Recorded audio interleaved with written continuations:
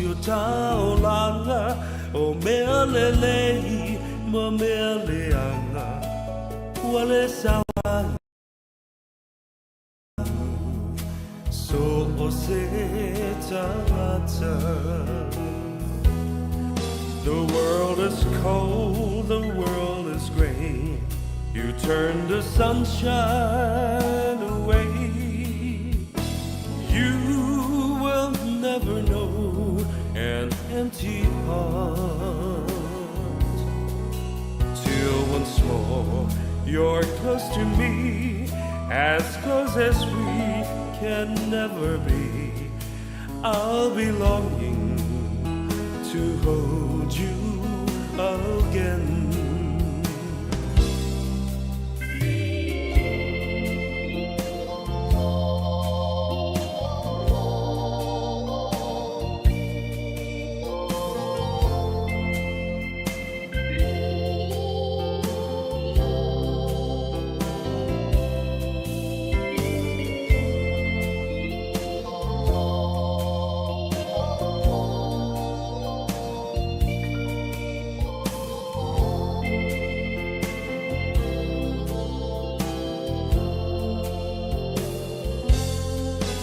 Langi pua male malulu wasola lela fasulu sulu unai o foli ngai wa mawatsu we ana ela tala tamai se fusia uma e fai mai la upele ea wasili o eleva ai.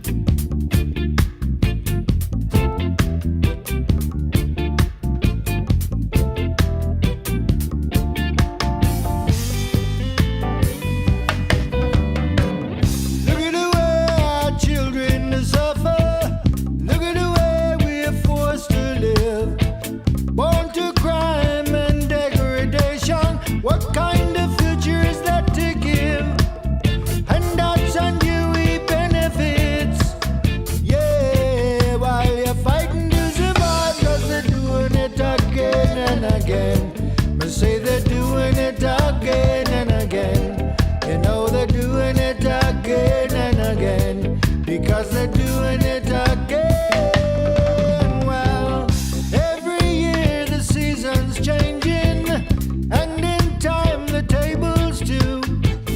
Well, there once was room for talking, action in our unity will do. People power they can't misconstrue, and so now the foot is on the other shoe. May say, tell me, Junior, what you're gonna do.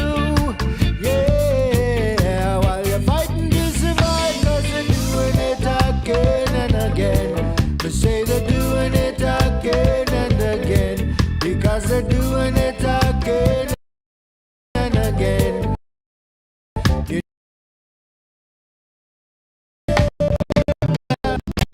Oh yeah, human nature. Ooh.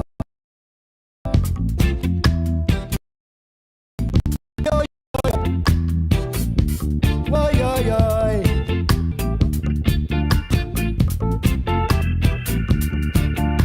Yeah, fighting to survive, but they're doing it again and again. They say they're doing it again and again, because they're doing it again and again. You know they're doing it again. Well,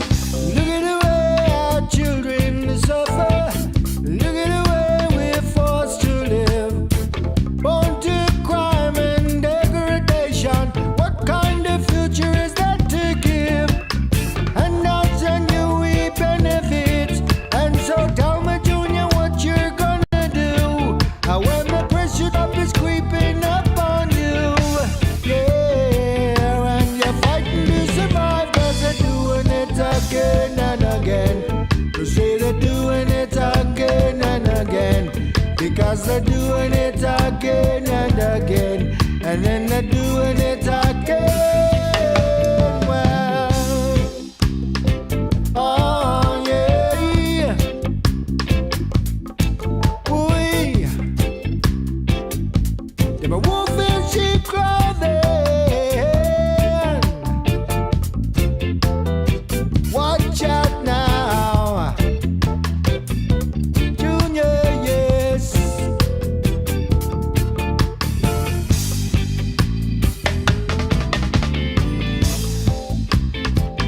Do it in reggae there, out on the street there. Do it in reggae, they're doing it again. Well, oh yeah. Ooh.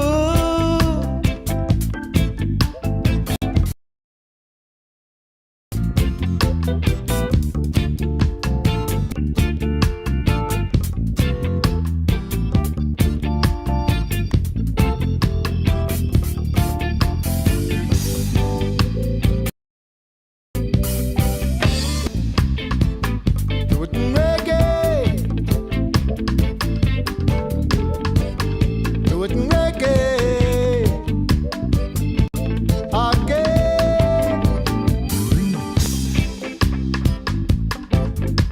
Oh yeah.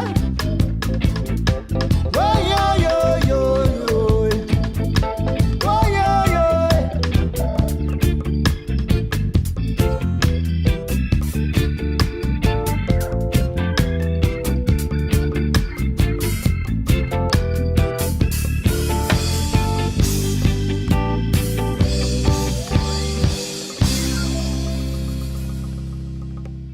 Ua na o le Radio Samoa se furulima iwa toru a mo e tautuaina o e ilaungangana fitu aso le vai aso. Usi mai alau whaafofonga o le whaapoponga fo ele nei o talafou mai Samoa. Awina sa mai mo oe e lau leiti o whalongolongo le Radio Samoa. Tasilima iwa tolu a mo. O te whātalo whero tātu o tenu i le whai unga o le vai aso o tātu o mafuta, te walunga o le ngā ruenga whaiwhaipea, usi mai alau whaafonga. O leo wa whaamauina nei e mtanga aruenga o le soifua maloloina i lo tātu o tenu, le sawa tele o le pepesi o le vairusi, o le fiva o pona aivi le nei masina, pe a fua lea i whaamaumaunga la tamai, i te tonu o le ono aso au kuso mai le aso wha i le aso se furu, e a fe iwa se lau fitu se furu wha, le au whainga o tangata mai whale mai sa vai ma uporu, e au fiaide ma o tangase ngase i matotua, na whaamau nia i le mai o suenga le maua iaunga, o lea wha mai. I le sidia le lima afe o le tu au whainga o ngase o le fiva pona iwi, na wha mawina talu mai Januari, o le ua si tia mau o lunga nei le au whainga, i le fitu afe iwa se lau fitu se furu, talu mai le masina a matalava o le neitau sanga. I le saunuanga whala wai tele, mai le pāle mia o le malo tausi se wha atasinga matu stala, le ana a wai masui o le komiti o wha vlawe wha fusei e le malo. Sa wha ilo ai e le pāle mia o ia foi, o le teitei fono o le komiti, le fionga fia mena o mi mataafa, ua wha maonia, ua ono ola masoi fua ua whano, ona o le fiva o pona iwi. E to lua ngase o lo tau fia le teimi nei, i potu mō ngase tinga ina. O le aso wharai le valu o Augusto, sa whaamawina ai le siitia o le numera o i latou, ua maririu mai le fiva o pona iwi i le toa ono, talu o na whaalau iloa le pepesi o le whaamai, i le aso sifulu fitu o aperila i le luafe lua sifulu lima. Mai avea aile nei avanoa e whai ai au masui o le malo, e momoli atu ai whaamaisenga i mātua, māinga, o alo mwhanau mau soifua ona o le nei whaamai. Ia i pēr le mawhanawhana ma le file mua le atua o whenga iai mane taimi whainga tātele. O te tautino atu foi le ave iai pēr o le whamuamua le malo i le tau fia ai o le pepesi o le nei whamai e tauala atu i ngā ruenga whaawau o loo whaatino i le taimi nei. O le a whaawapea o na tapunia onga mo le puipuinga o le whanau se ia saunga le mu ma whaititia le whainumera o i lato wahafia. Ua whaatino fo ini a wala e whetuuna i ai taimi whaingaduenga, a tangata whaingaduenga le malo, ina ia whesosoani i le tausinga o whanau ma inga wahafia i le whipa o pona iwi. Ma e fia whaleo ina fo i le anganga whaftaitele ar malo. I pisinisi o lo whaatino ngā duenga whesosoani mo a lātou tangata whai ngā duenga. Ua a fia o lātou wainga i le whamai. O lo o ngā rurue so tau au, le malo ma le whalapu tonga o le koruse mumu o Samoa.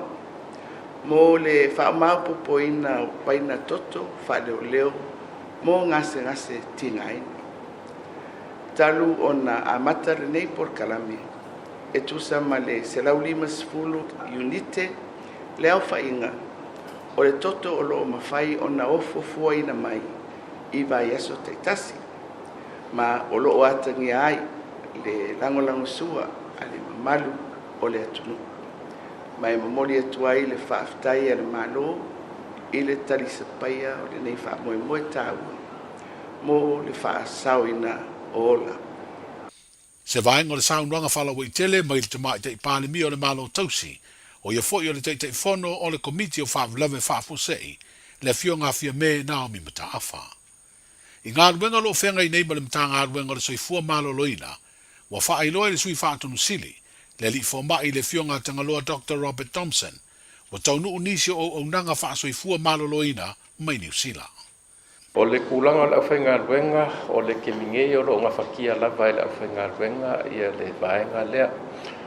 O lea wai ngei le forward team a le malo New Zealand, le vaenga fo lea le New Zealand MAT, o le New Zealand Medical Response Team, le whanga solo ia mako whiukanga inga, ma whakakaranguanga.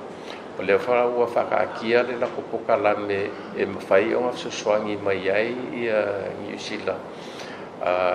Le team na New Zealand ia ka po, le kulanga o suswangi i fō mai e mwhainga au mai, ia whapea i ngi kausisoi e mwhainga au mai, e ngā ruem suswangi i kako o whainga ruenga ro i e keningei.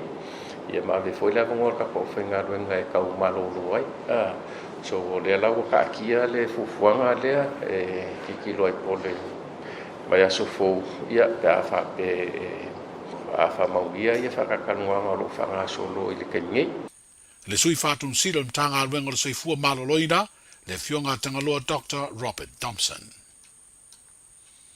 Wa whailoa aloa ia nei le mau poponga wa iei le mawutanga a se vaenga to tele o sui tau vātu to tasi wa ngā rulue whaatasi tā penanga o le pāno ta tele, ai mai se lava i le teimia mai ai le whainga whiriwhiringa le atunu wao, i se whainga malo fau o le atulai mai. E se furu lima sui tau vātu to tasi na awai le whaalawi lo ino lea mafutanga, ai le o se vaenga whaupu whain. O nisio i lātou, o le teimi mua le nei wa tau vai whainga pālota le atunu, e sa ili ai sui usufono o le pāle mene. O nisi foi, sa tau vā mua whaatu to tasi, a o nisi sa tau wā i fua nisi o pati wha upu whain, e peo le tautua Samoa ma le vaenga e puipuia i ata tau o tangata, pe tai ele i manuia.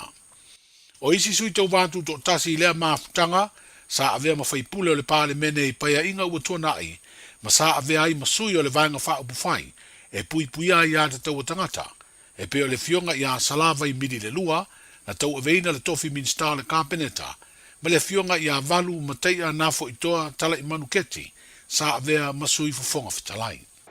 Sa o awai, i le whainga malo, i le paia inga lona sifuru ma leono. Lua afe sifuru ono, se ia o i le lua afe lua sifuru ma tasi. Ma whaia inai, ma malolo ai le pāti sa o nofo ai no fōa o le pālemene o le sui fonga fitalai. Ai man malo, le pāti o tau avea nei le whainga malo o Samoa. Wa utou whaafafonga le paia o Samoa e mai se si o utou malo. Le nganga maua lunga lea. Sa o awai whainga pāti ma whainga whau whai. O ina na manino ai la vai. Wali lifai I matau ku tau whainga ku whai. Au ngalo le atu no mo na tangata tai to tasi. Leo o tau sila mai ai. Wo filfili ai le baenga le nei. Le baenga tu to tasi ngalu lue fa tasi e fa leo to finangalo. E tau to tono o parlemene o Samoa. O to finangalo wale atina ina. O a inga te tasi. A inga I le tau o loa. E o lava ia inga o le tu malo. Me lea. Lo tu malo e. Nganga I maunga numela lua. O te ofo ina lo wola. O lo malos. E tau whai ai o tau fonga I tūlanga uma o tau na whātino o tātou tu malo. La fia ne yaso mo Samoa poko. Bakuro ko fa fonga se lui nga maleo ke kakalo ko pona sala ke vanga mai fare ali sa sa no chivo. A mai sa mo ke algo fa sa o pulo mo Samoa. Kai onto sala pinaki ka venga ngar ka ko foi ia ka sa ka keni. Fia fai se sa o le foi me le polo malus. Wala promisi foi le fai ya tamal langi. A veso ko mo ko sa vani. Fia wa pero ka kua. Ya que tiene ko ngante kala. Al ka ko kala mo fa kimo. Sa fai la unga I parlemene le valu lima I le upung saulo hu. Samoa ka ko fau se Samoa fo. I ke ninguém. Samoa ka ko fau se Samoa fia. O mire so foi tu. O whirangalo sui te wātu do tasi sa avea ma whaipula le parlemene, ini paia inga ua ma vae sa langolango atu I le pāti wha upu whai, e pui pui a ia te tau tangata, le fionga salava I midi le lua, ma le fionga I a valu ma tei a nafo I toa tala I manu keti. O le sui tau wātu do tasi mo le tumalo a inga I le tai, le sunga I a lei a tau le sa Jerry Brandt, o le te whono leo le mafutanga sui tau wātu do tasi, sa ia folasia le autu, ua mafu ai ona ngalu lue fantasi. O le so, o mātou tutu whātasi, e le o mātou o se vaenga whaupufai. But, as a united group of independent candidates committed to one fundamental principle, representing you, the people, with honesty, Mariam Yotonu, integrity, Famaoni, and the courage to voice your concerns, Maliloto Toa, e whaaleuina pe fina wa ina, o manaonga, o le upu, o manaonga, momiana I le parlemeni. Ua umbi ona tautau mia o tātou leo I te tono le parlemeni ona o whainga, whawaenga, whai, party agendas and political aims.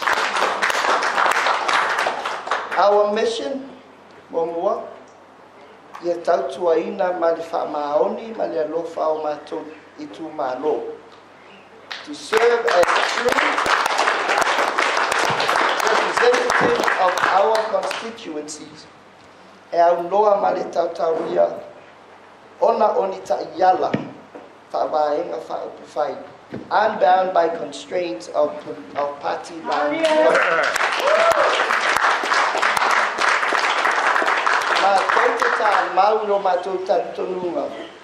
O whai unga sirisiri e whai lea whaatino ina lea, ona o le paaita lai I mo'uyanga o mana onga o tangata taito tasi. We believe that the best decisions are made when the focus is on the needs of the people and not on political gain or party loyalty. Le teite whono le mafutanga se vaengo sui tau wātu do tasi, le sunga lei a taua le sa Jerry Brandt. O le whailoa inga mua ma le teite whono se vai aso e le ima mau atu, na ia whaelo ai e tolu sifunu ma le lua, sui tau wātu do tasi o lo I te tonu o le lātu mafutanga. E le a wai nisi o sui tau wātu do tasi le whaalawi loa ina o lea mafutanga tu whatasi, ono o nisi o tuatuangia tāua. Wa mamori le whaamwhitai le te tai o le pāti whaupufai o le Samoa o Poto po le Samoa Uniting Party. I le fioanga o whale la tai le pa ia mawalunga o le whāna fitu o le ainga taua ana.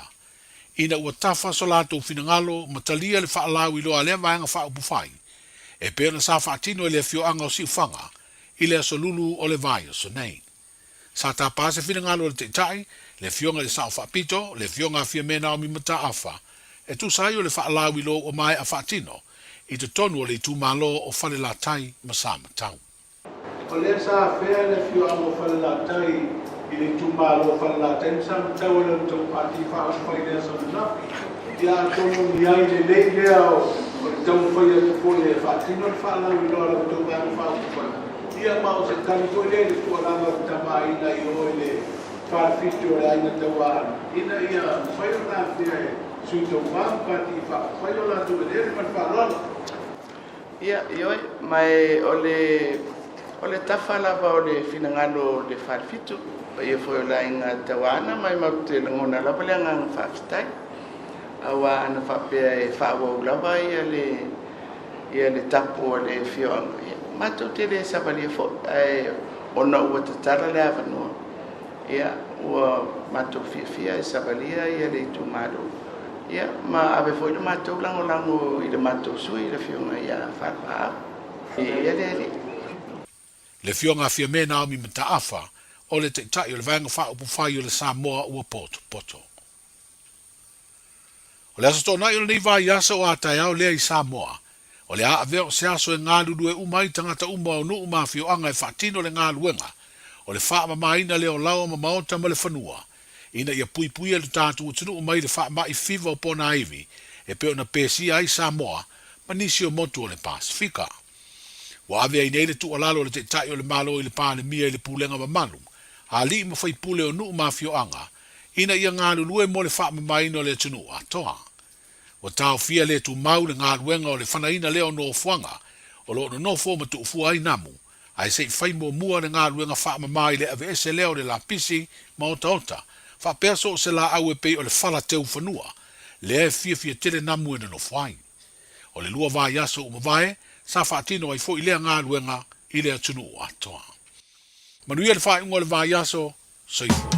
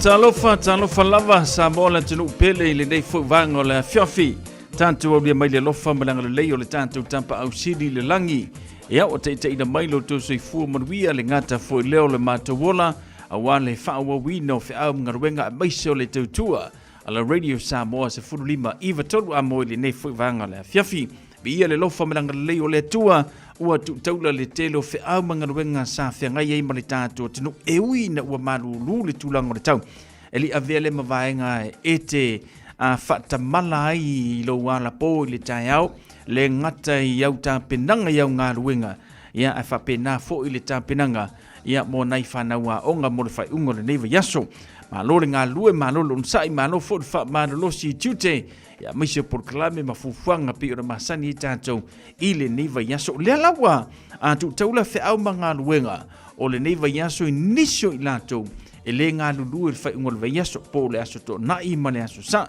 au mātou le ku lei bea le job beo nei ia ono sai o le maua o le malosi ia e whapenao na whaingo fia iau fia au mau ngā luenga pe a whapea e te whaingaruenga e tae ao whapena fo i le aso sa. Ia o le tū lava ma le anga le nā le nei atinu e le whailo ngā se aso e te whaingaruenga ai. Ia e o lava fo i aso sa to tele fo i lato ia e ngā lulua i aso sa ia pei ona masani ai. Taurunga toi ma le tautua le tau wha autanga vaia tipi autanga vaia o le sui o le radio sa molo ngā lua me tautua mai le tātou tinu o wale tu whātasia o tātou tala mai Samoa ia pei ona iele taurunga i le nei aso wharaile pei ona iela na tautua mai lava i le aso ngafua se ia pa ia lona aso wharaile ma le taimi mulmuli ia pe ona e whaafonga mai ia tātou tala, ia pe ona masani ai. Tātou taupule i le ola ma le malosi, tātou tau lia le tau le valu, i le tau le aso ngafua le vai aso asau, o le atu e maue seisi ona whaapoponga o tātou tala mai Samoa. Ia, le wau tilo antu o luas furubiru te wa tele tu lai fitu whaamoe moe sa manuia, ia fe au ngana wenga pe ona yeile ne yaso ha mo fu ile I sa ve e se isi lo file mu e to tonu lo ainga lungo le awala to tonu lo fale finga wenga ia maso se no fanga sa e anga ia e lo fua anganga fo ile sa file mu me umo ile lo fo le tua ia a fa pe fo ngasa sa ve wa ko se isi lo file mu le ne yaso ia fa mo ia ua ngoto antu le lama ua umai fo I malou le fia ia ai fia lo mafafo wana ia se fia ka ko mafafo le mele ia io ka ko ke vevesi pakia pakaka io e naftatei ke kanga o e fia lo mafafo io e fo desi ke me fa ki nga ua ko le lo maku ia ke o fa pasi o le lo maku ai e fa penga o nga Apenga wingo le lo mitit ke lo kaimi io eva ai no fo si lo makue se 20 fo ile po se tuela ia o fia lo mko la mo me o mi ai. Late night shouldn't be a struggle.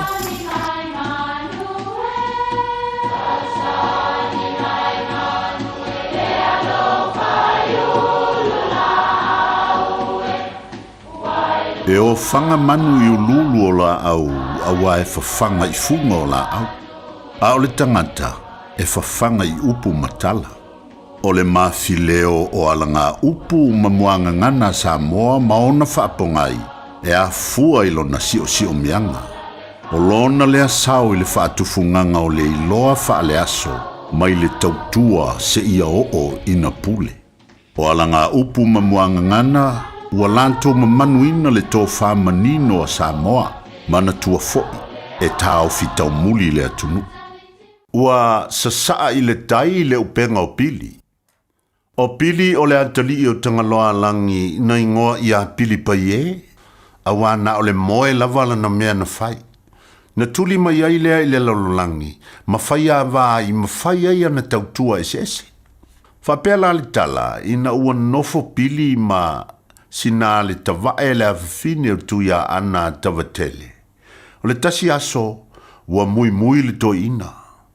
Ua fiu e ai talo, a ua fia ai seia. Na whaia duai nei pili I asina, ia anu lai whai lo tama, e sauni ne waa ia lava. A ua lava ne I o atu I le aso le whaiva, ai le lava ni waa. Na toso atu nei le upenga o pili, o le upenga lea e whapea na lalanga I whau maa aniu. Walua tu nei pili ua te tau I le ngutu o le awa. Ai ave leisi pito le upenga, ua puni ai leisi ngutu o leisi awa. O na watu leo vaa o le nuu, ua fue ia.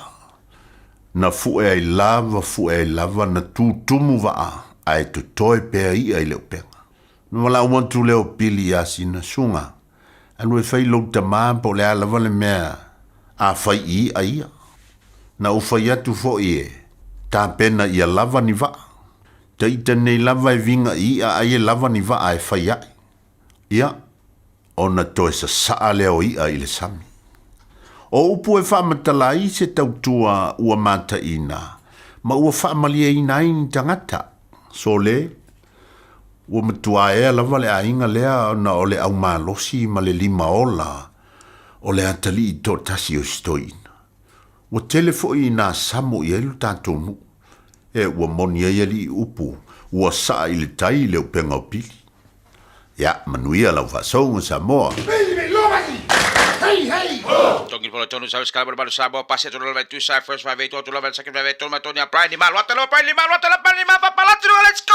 Whaafafonga I le tautua a le Radio Samoa se fulu lima iwa tolu amo. Ole tato por kalambe le nama le sunga ya asiava ato nio tuipea ia male tawalunga ile nao lana tautua ile nefu iwa yaso. Ia pe o ni le tato por kalambe le nao le maufa sa momoni pe o ni ai le nefu iaso faraile. Ia le ampai na te maua sisio na whapapongo le tato por kalambe le nama le tautua sunga ya asiava ato nio tuipea ile asunga fua fatase maleva yaso asau. Lewis for 5 minute wa tali tula fitu fatalo fatu mo oil nate mafuta mai. Ile nei ya fiafi manava foi ngaruenga fatalo fatu ya me avito lungo le tanto YouTube channel papali isina limsa leo papali fatalo fatu le au pepe yone tinonga manol se fumaruia Elena friend so fumaruia Elena friend long time tina ngawang le ngata foi le fatalo fatu ya sani isa ako allo fatu fa taili fata smile nei fiafi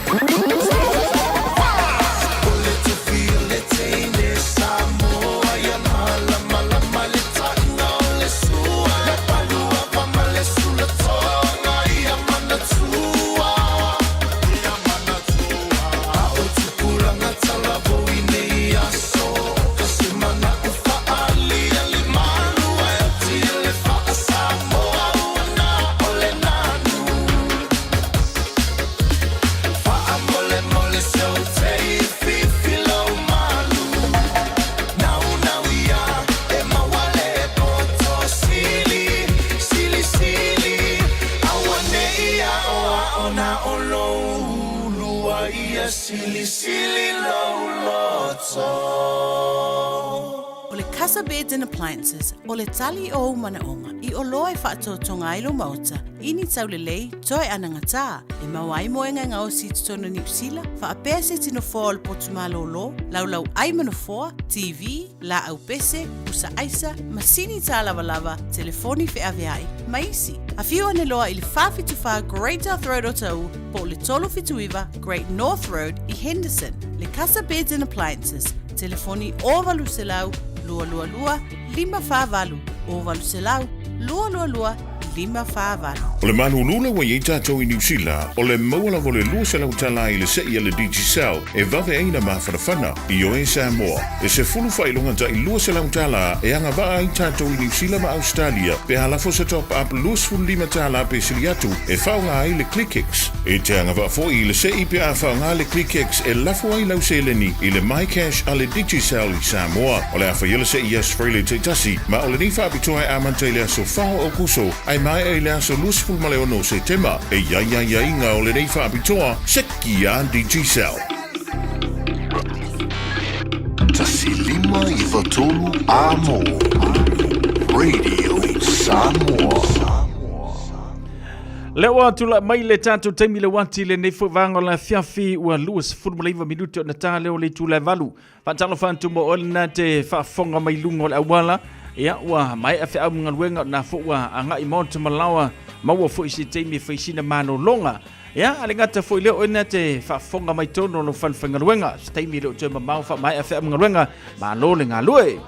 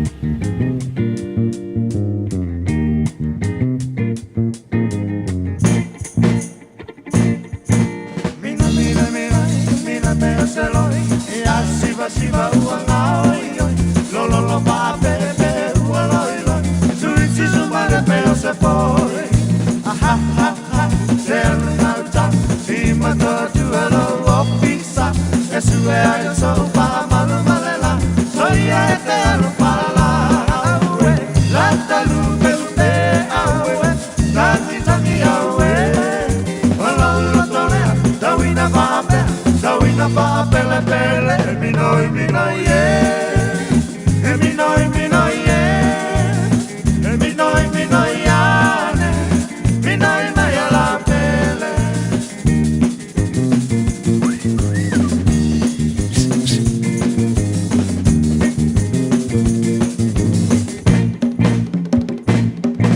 ole bululole ela mole mole e ala mula bua pe se lole avane ai lo amale fu come awe ale se le mole la talu pelupe awe tangi awe wala la tole la wina pa pele pele minoi ye minoi ye minoi ya minoi maya la pele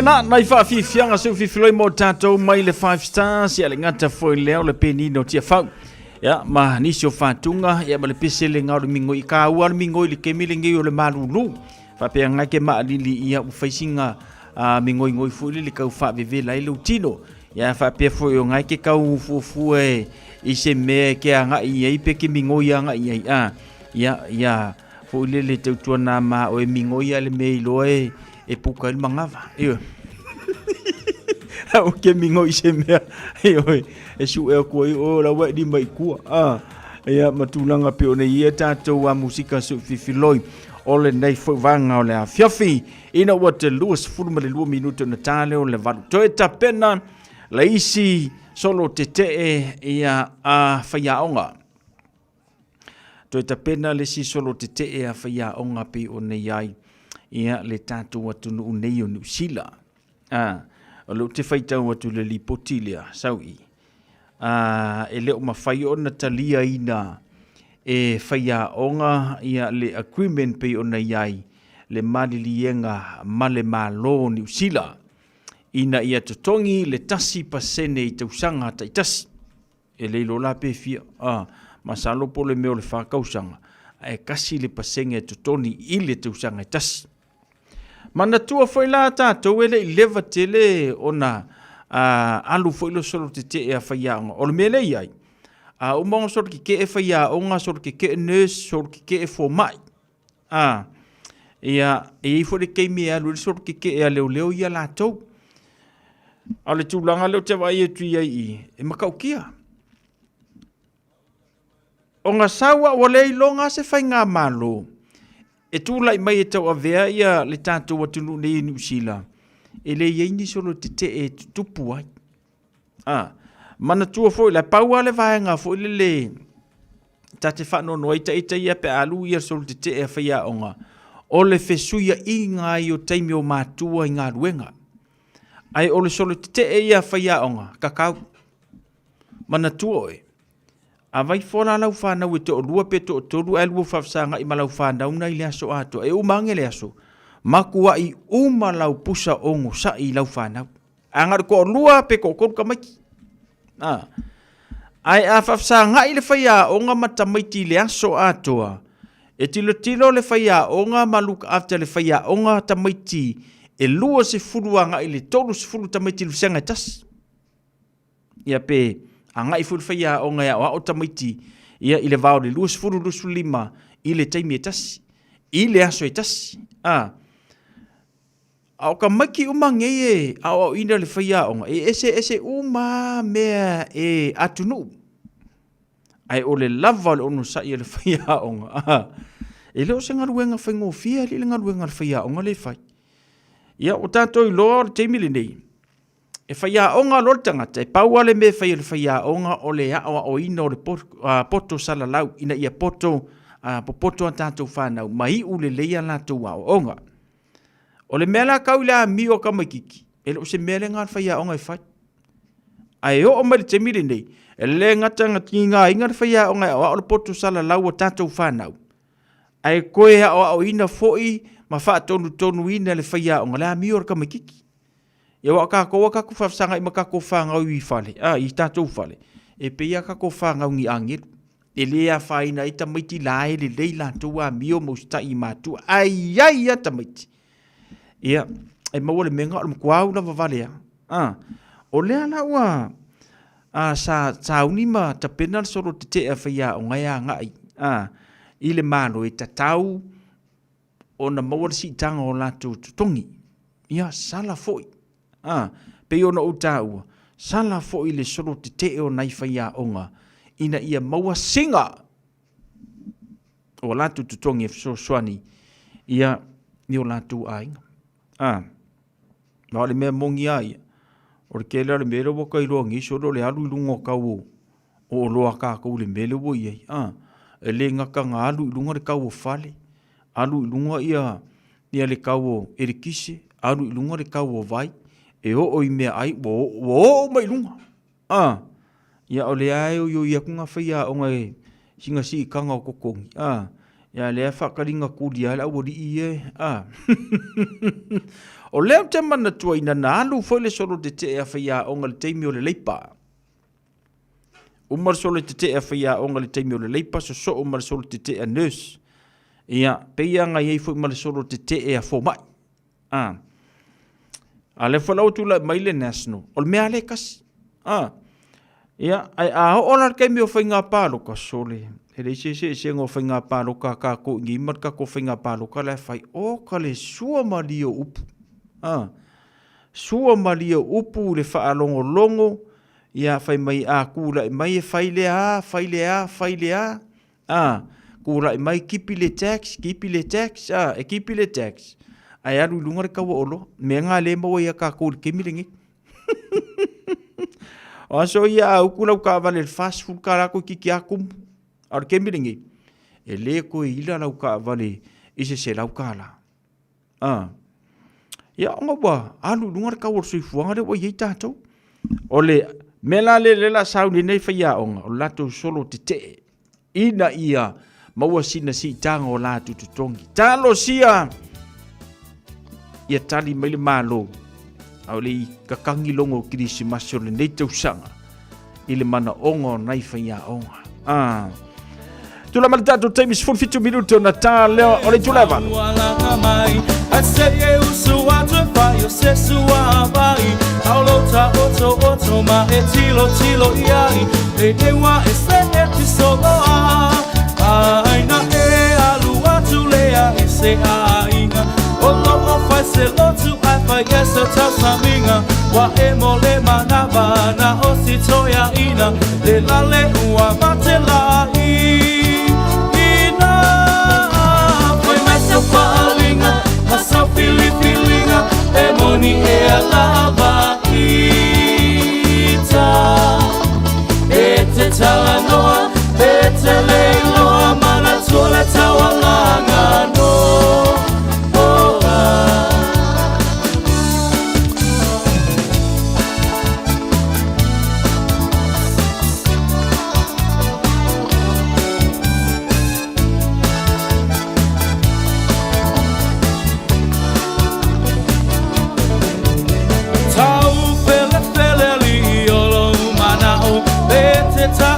e te fia o au wa e whama walunga le poto wa e mawa le ai maso pa au tau ua avea oi ma filio le fai te au o fai ma whaia o ngā wami o ngā le tatau pa pule o le au moe ma lofie ka upoe ai ino sia ai lava o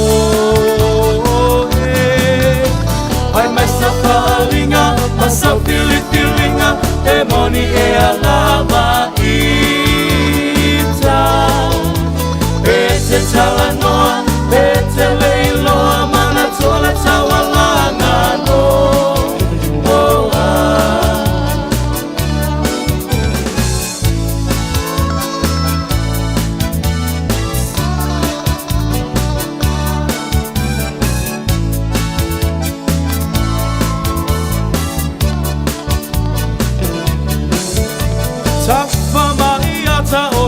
Veao anu ole vao ua vavao olo upito ie tonga fao ma ato ata oto ifo o wae kupula vale ile po atoa o fiolo tina ilo fa asopo moa olo fia via ma lo fia iloa ai inosia ai lo uingo masa palinga, masa fililinga, e moni e alava ita. E te tala noa, e te leiloa, mana tole tawalanga no.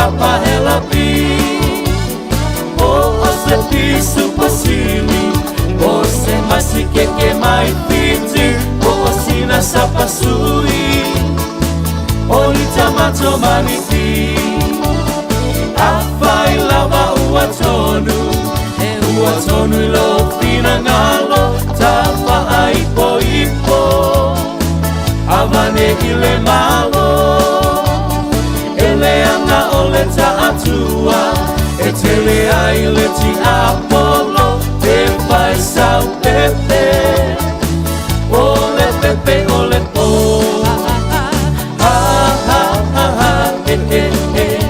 sauia la ia malolo ta tele fia mai atatape se yo pese atu ile ea se yo pese atu ile ea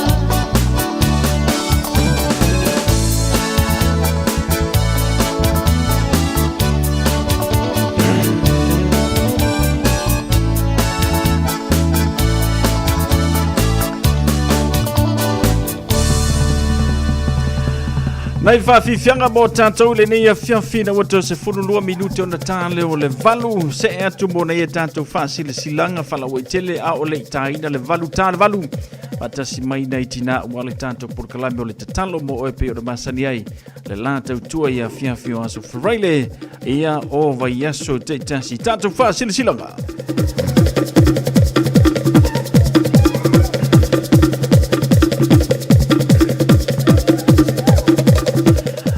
Tanto fasilanga lo tenu mai e tau le nei foi vanga le fiafi vao filifili ma le tusi o le songa aua nei ngalo saulo minga o le tusi o le songa fa tasi ai ma le lolo minga o le vao filifili e mawai whanu pengo Samoa i sifo tutuila mamanua o nisi o tala tu o Samoa o ngā upu o le matafa yoi o le matai i le whainga o le wha lavelave pe o le wha poiponga ma liu o le ususingo a inga fesila whainga o paolo si i wha alo whalangingo e kalesia ma le tele o le ngangana wha longa.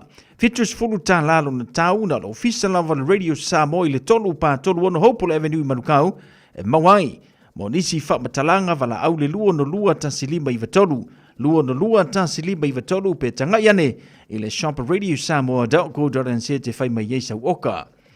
A inga sa ta whatoe iwa i le awa ma le wha aloalo e te tawai ma tau te wha silasila tua i wha pea wa iai le whiri ngalo o ta mā po o suafa o le tātou a inga sa ta whatoe iwa.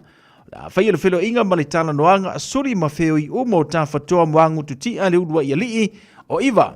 I le aso se furuma le lua se te ma lua o lua lima, whai le i le lawa o ta whatoa iwa wha sale le anga i Savai i Samoa, e le itula iwa i le tai ao. Mātou te talo atu ai ma vala au lia lo taupa ia malo o tau mamalu, so mai, matala mai a ao tātou a waile nā so tupoina, a wale wha moi moi su tātou a inga ia teu teu, ma wha le leia le loto i whale ia o le tātou a inga. Maso ala upuli ai nofo po matai, o sio tātou a inga sa fuafuaina. Ma o le a le tau fia lava le whai unga e tasi i ailo tātou a inga i le aso, i lou le a wai mai. Ma le whaalalo lava sa india le nei whaasaralaunga, e suafore ainga sa tawhatoa waita lima, tawhatoa anga sa tawhaleti, tawhatoa Iosefa tafa ke sio, tawhatoa laifa lima, tawhatoa fua mai tafa mua ava, maisi sulio le ainga sa tawhatoa, o lo no nofo le ainga.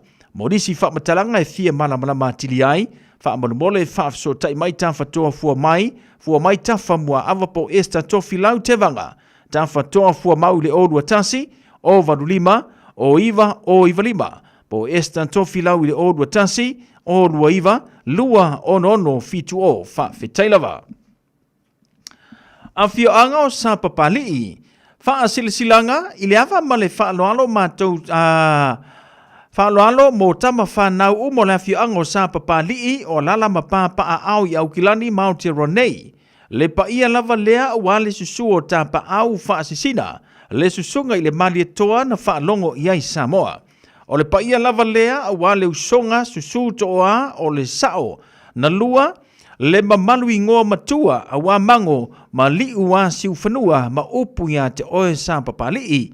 E fia whamanatu atu le tātou lotu whamanatu o le tai au fau, e whaia le aso sa, luas fumla wha o kusolua o lima, i le malu le ka le sia manu kaupi ai PC, i le malayo fatu ngā titi, valus fulu raini rau i papa toe toe. Teimi a mato le sauningo le tau le whai le a fiafi, whaamanatu atu le tātou taulanga pei o na masani ai, whaamanumole tau a au mai le play te ale ainga, mo sa tātou whaamalustino pe mai a le sauninga, a lofangia le tua le whaamoemoe, mo moni atu i eilo tū sui fua maso mantu wola, tātou whiloa i le manuia, male whaaralo tele whaaftai, sei nia Raven a Karima whai ai male laulau le maftanga, le tātou whaasila silanga lena i le nei a fiafi. Mafutanga alo matama whanau a whanga whau.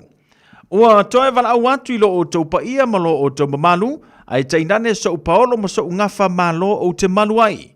O le atu e whaatelu ina la tātou maftanga i le aso sifuru malono au kusolua o lima, i le tau se furu malelua i la wauli whaia le no whanga, nume la valu awa street o Tahuhu, Rugby Club, o ai fo i se tama whanau o le neinu o whanga whau, o e maua mai le nei whaasilsilanga, a fio mai, ma liu mai tātou mafutai le wha moe mo su tātou nuu, i le aso pi ona tā uilunga.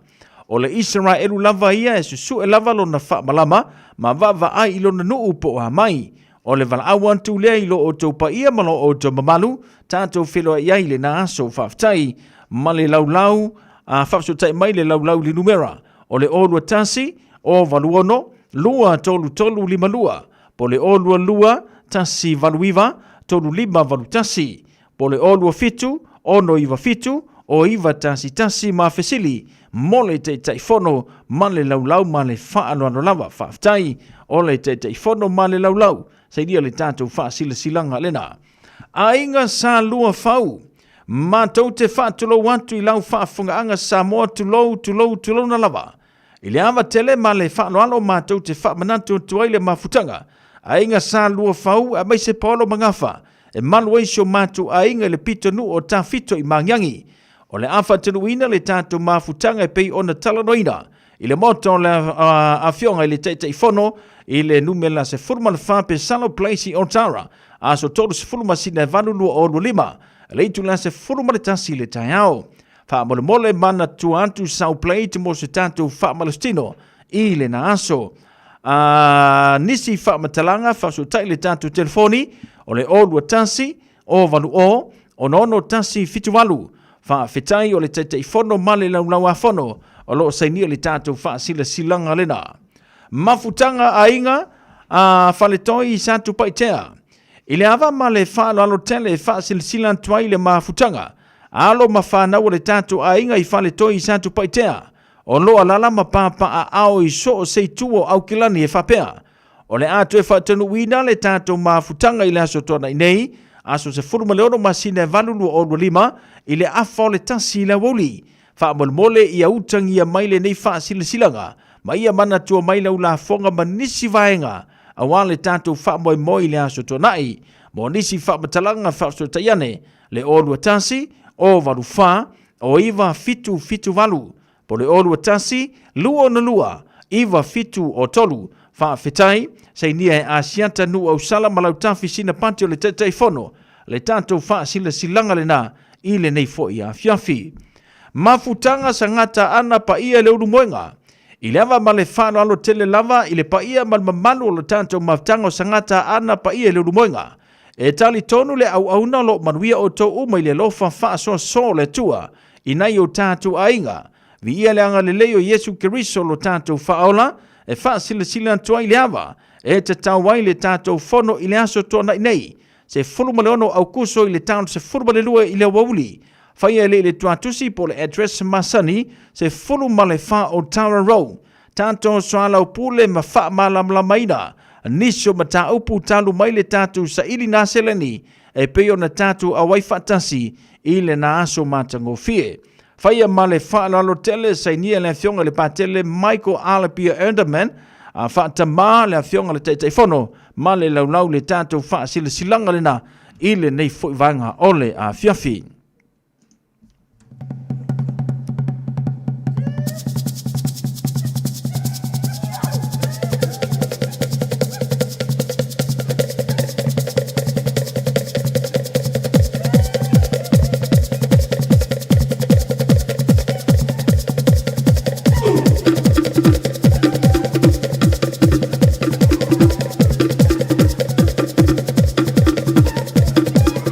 Paula nane e tātou whasil silanga leo tanu mai e tau le nei whanga le fiafi male tautua le Radio Samoa se furulima iwa tolu a mo nisi vaenga te fia malamalama atine e tātou whasil silanga whaiona e whapso tai mai le tātou ofisa le lua ono lua tasi lima iwa tolu lua ono lua tasi lima iwa tolu ia ma tantala noa le tātou o whingaluenga e te malamalama atili e le tulanga tau whasil silanga whawhelua I ma whatano whatu Yopu Johnson Hunt whawtai le whata simai aso lea tui lau, ma lo le sei fumaruia whaafitai le whata simai whaatano whatu ia siatanga e keroma.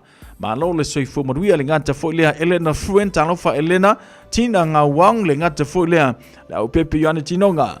Ma le totelo ne tanto woma paanga lo maua mai, le tanto porkalame I le nei fuwanga ole a fiafi. Mai ale tanto pesele nei, ia ona se ilo leo le tanto porkalame I le tautua naitina, ole tatalo moe.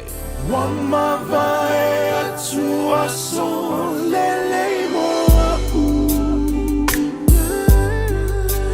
mafuta raua e tu ila ufatu masani ngapeana wilo aina sasili na oh ever ile masi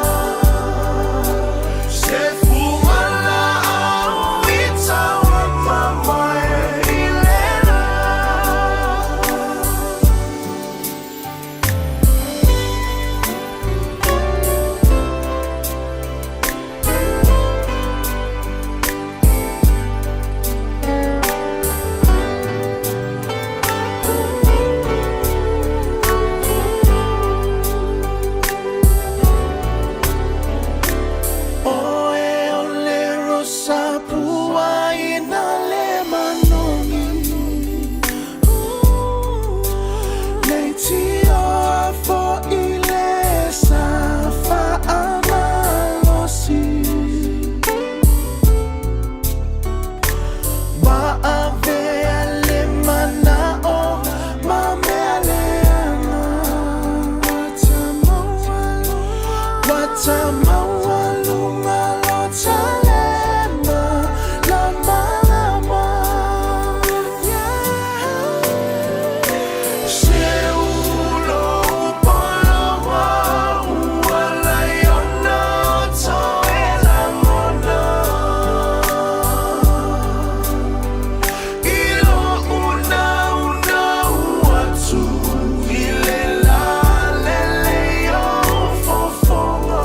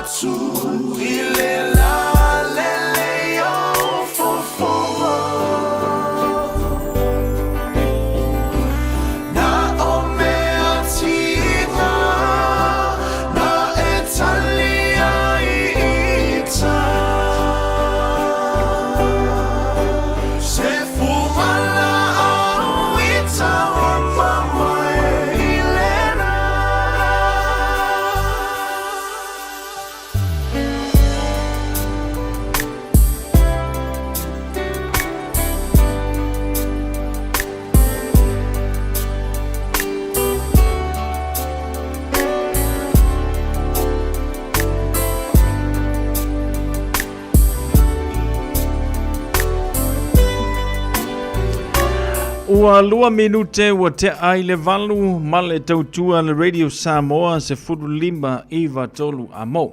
Taunu mai le tanto por kalame ia wala mafo le tautua na itina pe o na iai le la por kalame ia fiafio aso wharaile o vai aso te tasio le tanto te talo mo oe po le Pray for You. Masane le tanto matinu ia fiafi te tasio aso wharaile ia wala mafo le nei por kalame ta ua tele mo oe. Maise oilo e whaafonga mai o lo whaatotolia i ngase o le tino. O alawa ia ngase mati ngā o lo e whaalongoina i le nei a fiafi. Maua lo wawanoa pe a o le teime te tala i le tātou leina. Maua lo wawanoa o na tāofi mai leo la leina ia a o whaanga solo le tātou por kalame. Le ngata foi lea whapea foi ini whaafi tā uli o whitai iai ma oi le newa i teimi. Ia o lo maua le avanoa o naitina e whapena ia ona te talo atuai mo oe ina ia iai pēr le mawhanawhana o le atua mo oe iai pēr le file mua le atua mo oe a au tātou iai le nei lalo langi e makau kia tūlanga ua iai o le mea lea whatanga mai le nei tūlama nei minute tātou si mai lumo le atua ia i le nei a fiafi pe o na iai o le tanto proklame o le tatalo mo oe usi mai a le whafonga.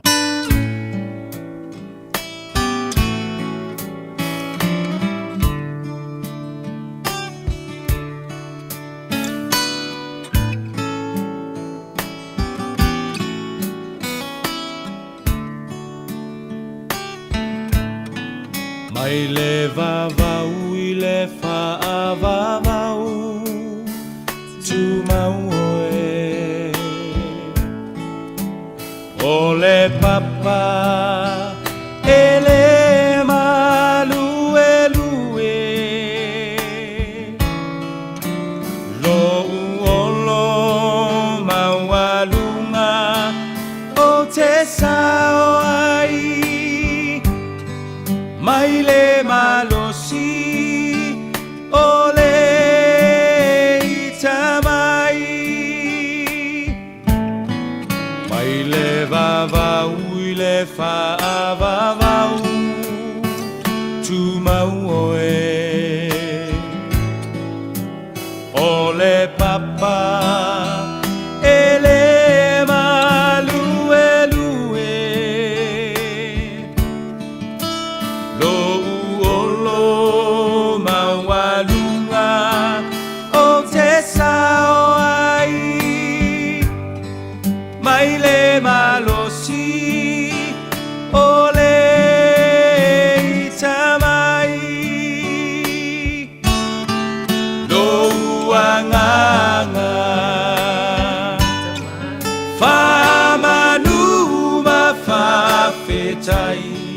o le atua o le vavau na te mau oe si ia e lo leo malanga elelei oe. Hallelujah. Amen yo.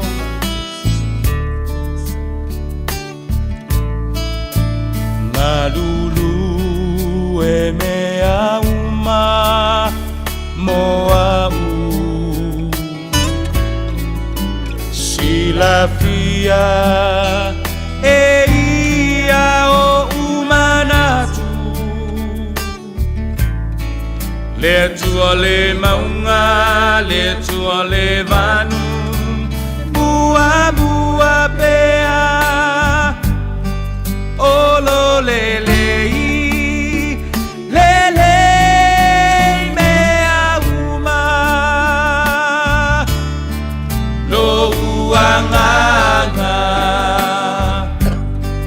famanuma fafetai o le atua o le vavau na te mau oe si ia e lo leo malanga elelei oe lo uanganga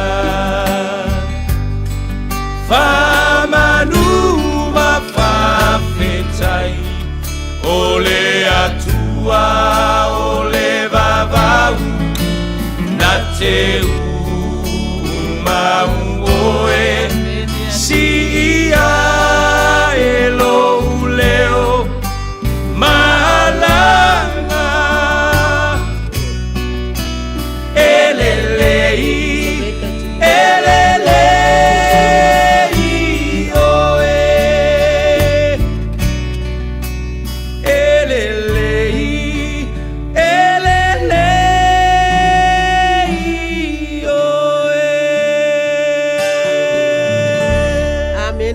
Amene. E fia lava e whaatalo whaatu, sa moa i lau whaafafonga anga le nia fiafi. Whamalo le soifua maua ma le langi mama. E whaatalo whaapito atu i o tātou ta māma tina mātutua. Amen. Whaafetai mo lātou ta talo malo lātou mautinoa. O le atua le tali o se whaafita au. Amen. E whaatalo whaatu fo i le pa ia lasi o le tātou atunu. Hallelujah. Ma le tātou whono ta talo. Mālo le ta talo, mālo le whinau. E whaafei loa i atu ia i lātou o e ngase ngase. Amen. Ai mai se e o whaata o tolia i so se maota ngase ngase. Ma i lātou o mawhai o ne tatalo. Ma whaafafonga mai nu e mamau ma le to ese. Ma lo le soifua. E mana tua fo ili nei po e o whea ngai ma whaanoanoanga. Ono le malanga le maliu wa whea ai o tātou a inga. O le mātou tatalo ia pa i atu le anganga o le atua ia te outou. Wha mawhana whana. O ia lava o le atua alofa. O sa alo me micho moele nei? Tara sanga se yuli pule tiu atoa talo fa Samoa. Ma se whaopoponga o le tātou polo kalame. O le tatalo mo oe. Hallelujah. Samoa e tātou whalata lata atu i luma le atua. I le tatalo. Whaftai le atua i le whaafonga anga ma le sa iringa malo alo atunu pele Samoa. I so se atunu o le lalolangi o whaafonga mai ai. Awa ua le whapito manui atasi i la mātou sa ilinga malo ona o mana onga ese. O mawhatianga foi e o lava le oti. Le atuai, ua whape lava ona e alofa mai i le lalolangi. Wai awina mai aila watali pele to atasi. Ina ia le whano se tasi. E whaatua i atoi. A ia maua uma le ola e whavavau. O le ola lava lea ua ilo walo o Yesu Keriso. O lena fetalai o outou uma. O e mawhatia matinga ina ia venga o mai o a ue malolo ai outou. O le mea lea, ua fetalai mai ai. I o tangata i mea malava mātou te mana na awai, tātou te tatalo ina ia tātou whaatuatua atu. Ona whaia lava lea mo i tātou. Awa, olo o sila mai le atua, i le lalolangi, i le whanau o tangata. Pei ai se tasi ua poto, se ua sa ili atu ia te ia. O le atua lea, pai mai a fia a ai, e te whaafufonga, e te whawhanga mai, a ngā lala, e te whainu, a wafo i le atua, o oe, o le atua, o le tomai, o le poto. Amen.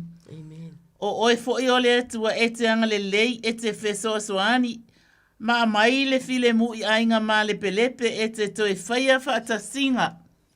Aleluia le atua, e te toe whaia whaaleleinga. Ma whaafowina ma futanga awa o le oe a kerisa, o le tangata fowia. O mawai mea tuai wa whaafowina mea uma. Whaamoe moe ia te oe. O le au nanga i le nia fiafi. E te whaafowina le whaunga. I loa fine le atua. Ia salome moe mito mo lau upu. Fola. Ai mai se le li whasala lau sausi ufanua. Le tapua inga malua le li ima le tamai taipule o le ala leo radio Samoa Pastor Louis ene ane points fasio. Whaftai mo le tapua inga Pastor Julia Amosa. Aleluia. Ia ali ima tamai taifai fe au. O loo whapena o na lango ma futa mai ile ne ia fiafi. Lo mātou watua pa iai. O oe lava le tali o mana o ngā ua mātou vala au atu ai i le su wafa manu malo Yesu Keriso. Amen. Amen. Malo sanga. Se wha malo si mo i tātou le ne ia fiafi. E maua lea i le fionga le atua. Salamo i se lau toru sifuluiva. O le nei wha malo si o le salamo a tā vita. O se tusi tau ua o si la fia. E wha malo si ai mo i tātou. Ai mai se lava e o fia ngai ma wha fita uli. O le soifuanga, o ti ngā o le tino, wha anoanoanga, o loto ti ngā po o le anganga, soifuanga maona wha le tonu. E o lo whea ngai ma le sa iri ngā luenga, wha fita uli tau tupe, te tongi o le rent, le mokesi, ma le tele o mau wha fita uli o le olanga. A wā a tele wha fita uli, o le popole lava le mea o tupu mai a i tātou. I le nei a fiafi. O se whe au mai le nei salamo e fina ngalo le atua i o tātou, mana tua, masanga mana tua. O lo o sila fia e ia. O tātou whaafita auri umalava. Whai maile salamo, se lauta luiva whai umo moe o le lua. Io vai, wa esu e mai a te au. Wa e sila fia lava au.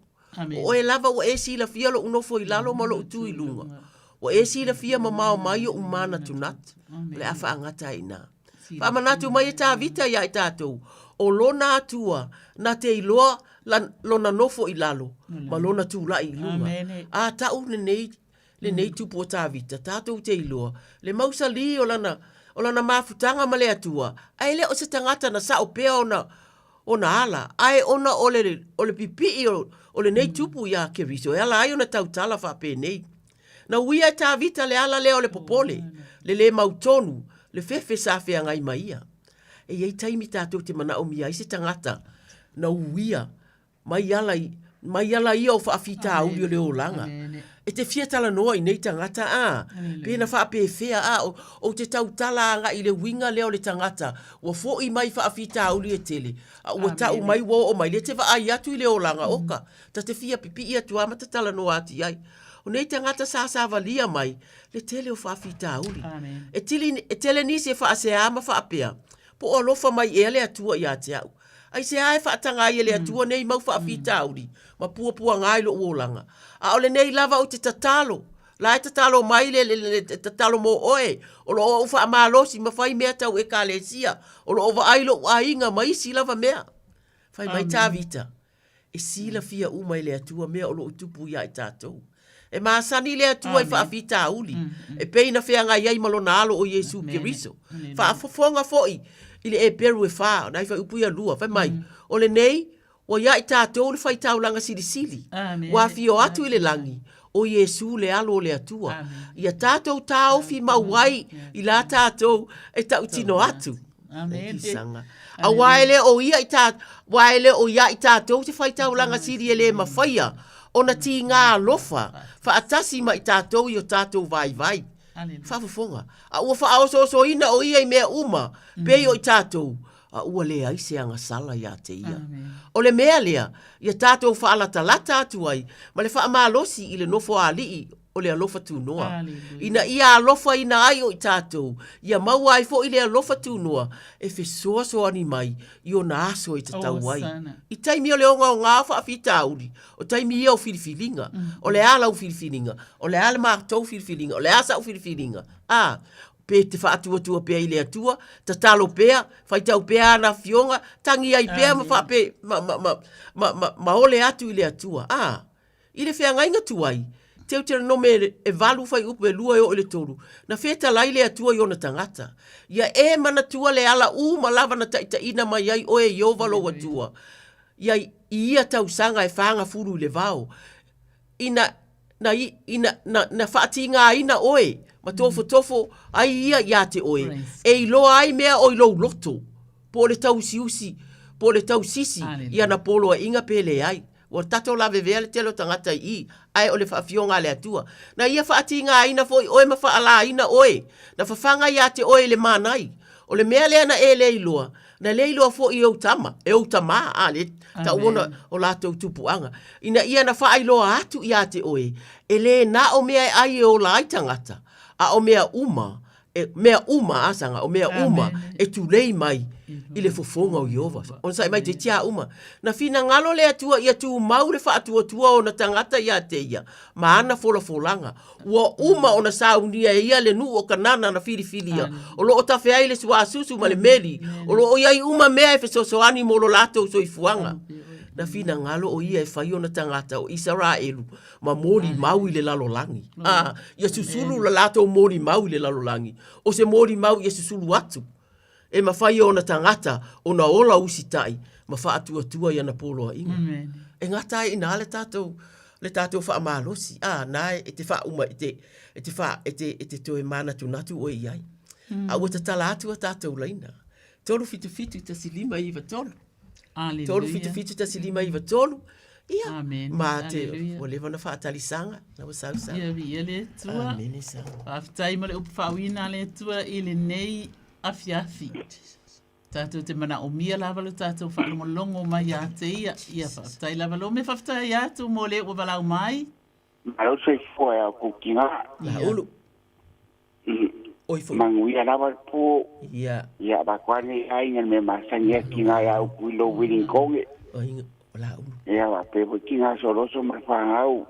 I benku.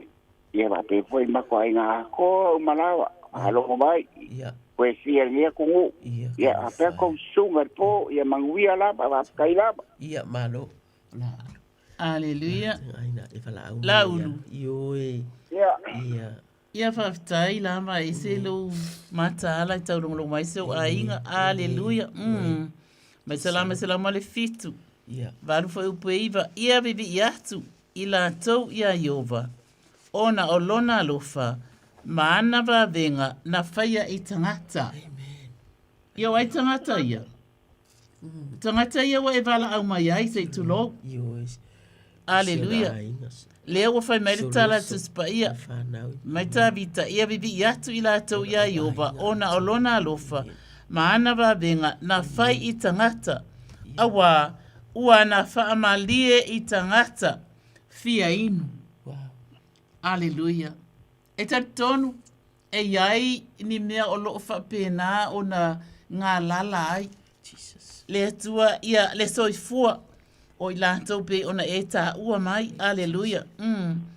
Ia ele ngata fo i lea. E iai mea whaono mate la ina ai. Ai whai mai talatus pa ia a wā. Na te whaamalie i tangata fia inu. O le tangata mate la ina ua maa ona mai i a te ia. E malie, toi ma ona le mana o mai le atua o luna winga, e lautele e loto, e whapena o na wha malie ina le whina ngalo le tangata o loo ngase mai o loo e vala au mai ai. I le atua, oa oai e se, E tu sa malo tātou watua. Whai mai le tala tu sipa ia. E o nge mea le ona ta anoa. Ma fia ai. Ai le ai se mea le lei. E ma te tipa ai e ma te tau ia te ia. Aleluia. Oka se whamaoni o le atua. Ameni. A tonu ai ma te tipa e mau oloa i nisi mea o le tino. Ai, e whaapena ona ma te tipa i le manuia po le ola maloloina. A le whametala tu sipa ia. O i la tau la o e ma tau ia i ova le se me ma te tipa i la tau. A whaafewhea le oa ma le tamau a ingo le ola ma le malosi mai a i ova. Aleluia. Ia le atua e ta talo ina whamanuia i lo watali ina bala au mai. Ai mai se o mana o ngā uma la auli o se o a inga na e bala au mai. O e ma tutua se o atu se o e pito i titi. O i nei ni usila nei. Tina ia so lose. Aleluia. Ma le whanau ma le a inga uma. Ma so se tasi. Le atua o lo a inga o lo sila fia e le atua. Ile nei a fia fifa a petai tele Yesu. Amene. Ia, kai lava, manguia lava po. Ia, panuia tele soifua la ulu. Soifua. Soifua. Fatalo fatil vala au ile laina malole o sai. Pakalo faku ya ke ulu fal kua ngi kula fiaf. Ta lofa la wo fionga. Kalofa lava. Amarol soifua la leima manguia ulu soifua. Ia le atu. Ngi kula fiaf. Ia. Eu que mangako ulu si fier ngi ko inga balawa. Yo ese o le fionga ya le au, ia mali tausi ya lili. Tausi fal tua ya lili. Kai. Ia le balawa kula va molekula nga fa kai kusifo manga onga va kuleva yaso. Aleluia. Ia. Wa ku manga onga fo le fa nga ma o sa mo i ma kianga o kingo ma mai. Ia. A mai si wa kari ia di roi. Ia. Kamai fa kai o alsanga sa moria ne. Ia. E ia le ula vale. A wa kau kia malosi fa fo inga mai la nga. Amene. Yo.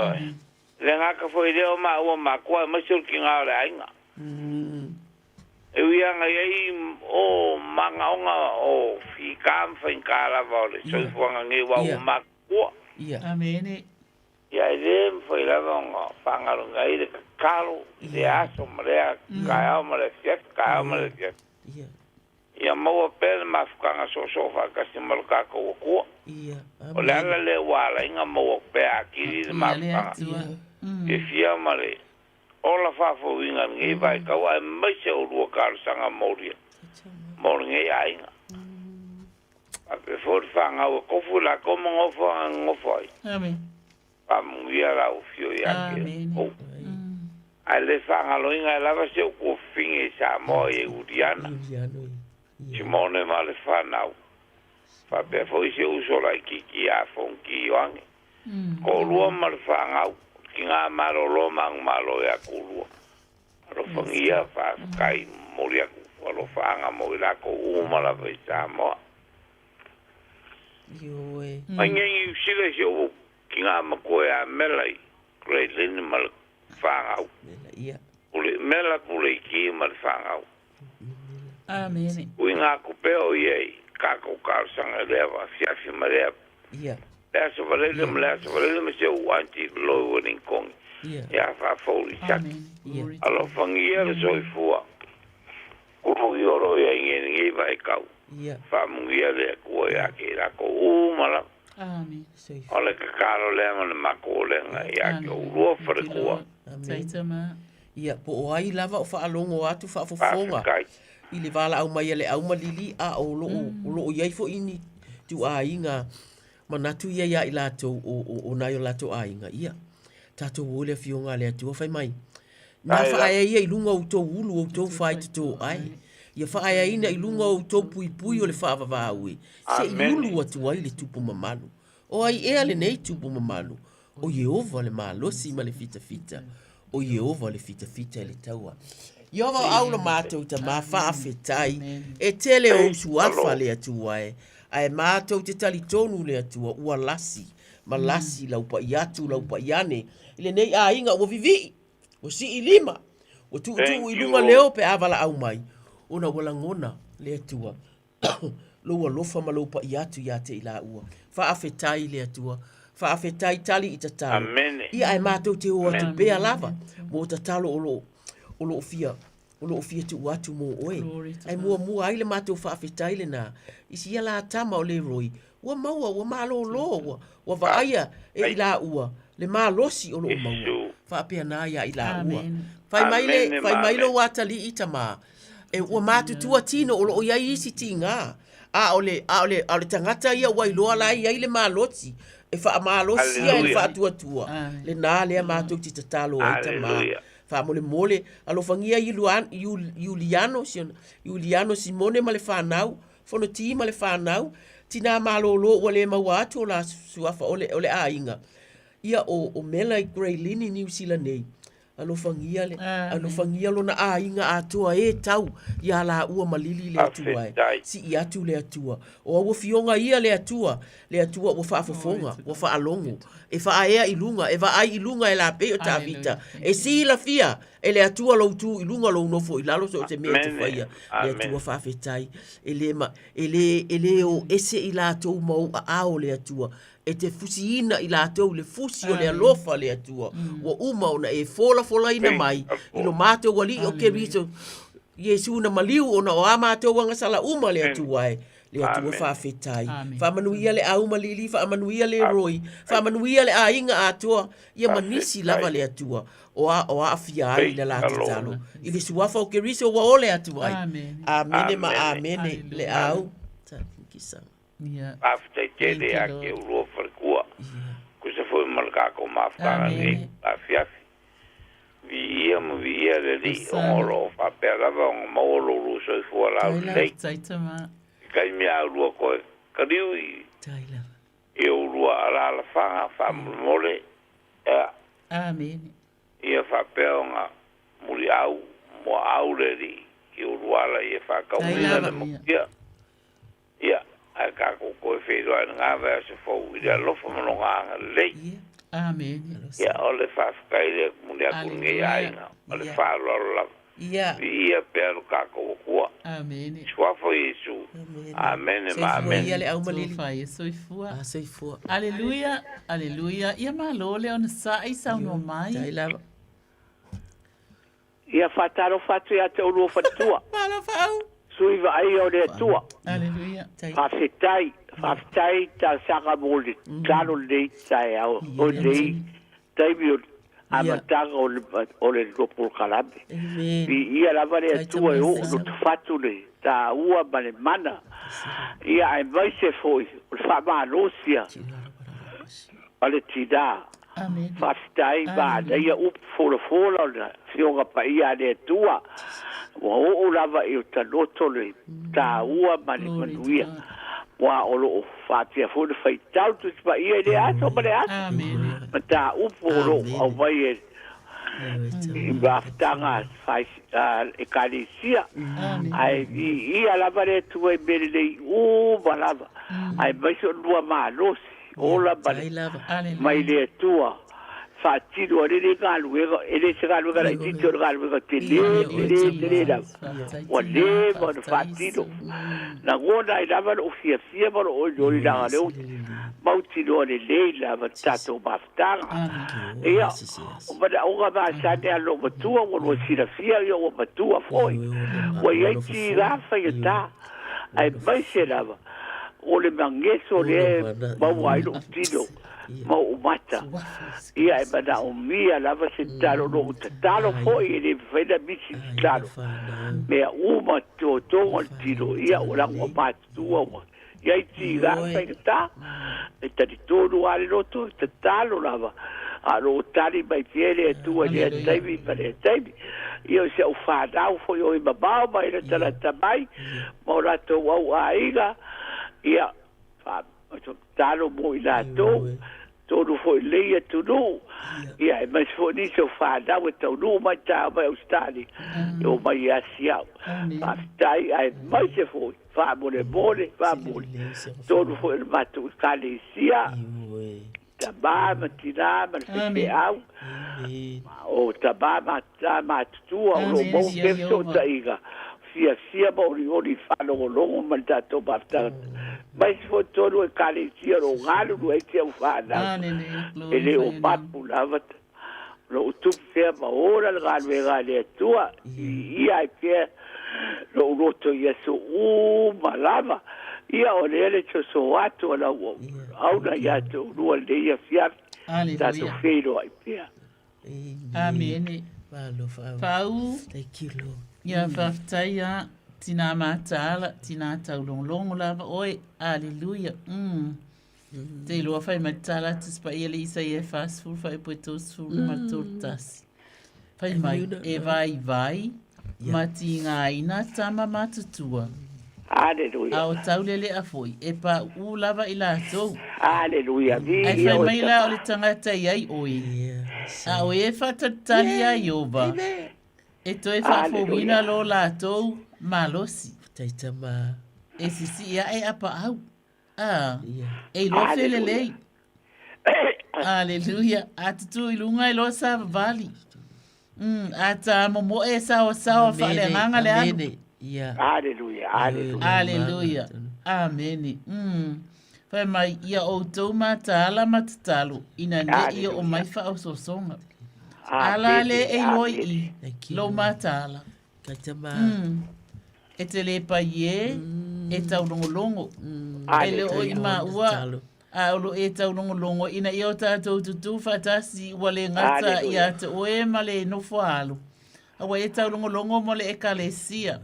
Aleluia. E ona le atua o ta mama tina mātutua. Aleluia. Se o atu se o pito i titi. Thank you, Father. O e mai atu nu mamau o si o ainga. Whawhitai. Aleluia. O le eva ai atu le anga le lei o lau whanau. Ia wa a whai ai le leili tina le o ina le whanau. Ia e whapena fui ona fua mai fua mātango fie. Aleluia. Ia la mātou ta māpa i ai. O la mātou ta talo. Whaawawina le mana o lo walofa tu noa i lunga ia te ia o na manaonga o na ainga o si ana whanau. Aleluia. Suafa manu malo Yesu Keriso. O mea ia e whalawe lawe ia te ia. Aleluia. Aleluia. Vi ia o taba. E tu ina atu i lau fio. E te mana tua o e whamana atu mai opu. Aleluia. I lo soifua. Na whaatanga ele atua o na iopu o si tangata whaatua tua. Aleluia. E ela le talitonunga whapena. O oe tina whaatua tua e te le fiu e tau. Ia o taba. Ai te le tau whaletino, ai te tau whalenganga. A le whalongolongo atu i te tango le awhionga pa ia le atua. Aleluia. A umona e ta talo lea. Aleluia. Aleluia. Vi ia oelo mātou ta mailo na soifua tau longolongo soifua mātala. Ia whaapei ni nei tina o le whaatuatua i opu le atua. Aleluia. E le fiu, e le fefe. Aleluia. Ai, e whaapei nao na wala au pea. E tau longolongo pea. Aleluia lo mātou ta maa. Vi ia le atua. Wale ngata i so se tasi. Au ia whaalawa i tele lo na lofa i tutondo le kalesia. So a whamanu malo i skeriso le atua. Aleluia. Ia pa iane fo iau whamanianga i lunga o le kalesia o ta mama tina matua se o atu se o pito i titi. Ai mai se o le tama o le kalesia. Malona ainga bi iau Iahova e whaababau e whaababau lava. Le tupu o tupu ma le alii o li e le se me matibai. Vi ia o taba. Le tangata e matau ia te oi. Wa abea o ia ma te tangata e whaawa o foi. Nei tu maanga matango fia o le taulongolongo. E alana taulongolongo. Ona e mauti noa ia e whaatua tua ia te oi. Aleluia. Aleluia. O le matatalo lea. Ia. E whapena ana tō laulawina atu ai whaatasi mai mātou. Ia. Tō alua pe tō tōlu e wara watu le mea e whapena o na manao ai. Tāla tuspa ia. E tari mai le atua. Thank you, Father. Ia lo mātou ta māpa ia. E swa whamanu malo Yesu Keriso. Whamanu ia i whanau o lo malanga mai atu no mamau. I steini toi fo i atu. Ia whapena ana toi. Whapena o na tu malanga atu male manuia. Toi wheloa i mainga pe ona. Ia i le mea o lo o lato au mawai. Yesu Keriso e le li o le ola. Aleluia. Ola mātou te talo lea. Whaftai lava. Amene. Amene whau. Whawhitai o ka te mātai o tāsanga whawhitai tāsanga. O ka o lo fatu le. Ia sia ma de oni e mesio de bana taro. Fatai ate olua. Amen. Fatu vule uto no fonga. A wala vare vanuia yes. Fa pio de fa maru sia la vanu tino loto agaga va fo fo. A wala vare tau ave ido tato vasta ka taro. Ia vai aso vai aso. Abaru ia tere de tua ia te olua mo no aiga. Ia te vi fo yo la foi. Ia whanau lau ne tua wala wala whatau de manuia si roa ma whanau ma aiga sa uni foi mo ne wikeri ta fo iga da sa ia sa udi onu o loto gaga ma fau fau ia whataro whato ia sau rana ga nuega o lo whaia tea whamanuia ne tua ia te o tō marga nuega ia i tia o ia ia fato i fua fato i fua mania whainga malo longa le pō aleluia fatalo fatu wala au le laina malo lava le onu sai ka lopa ia uru alo lungia ia le atua ia pitai mo le avanoa aleluia ia ka rutanga ma ka lome ia wala watu mana mirava o masangia o ita yota vai o turi o lo tua o mata ya mal se fo de fanau fangia talarse brianga ya monica o quest ya mana is fanau me o lo no fo ai ya o se talat de afa mole malo talo fo malo le onu sai malo le tali tonu fa tali fai mai le salamo e luas fulu valu foi upu e fitu o Yehova o lo malo si malo tali ta o ia wa fa tua lo uloto ia te ia ona o mau ai leo le fisoso ani o lea e fia ai lo uloto ma o ia tu ia te ia ila pese aleluia ulungia tamai wa matou si ia tu lo watali ia ulungia amen glory sia na fana uma lava o le maua isi a umuli anga Monica ma Kristen ia mai uma tau ia te ia o ana fasanga po o ana nauna watu tinga le tino o au o tuli e tau atu pe i luma o la wafio le atu ai o na fofonga ia manisi lava tama o iai awa o fo ia i tūlanga o tau sanga ua matua ai ui i lea le atua lea e te whetala i manino lava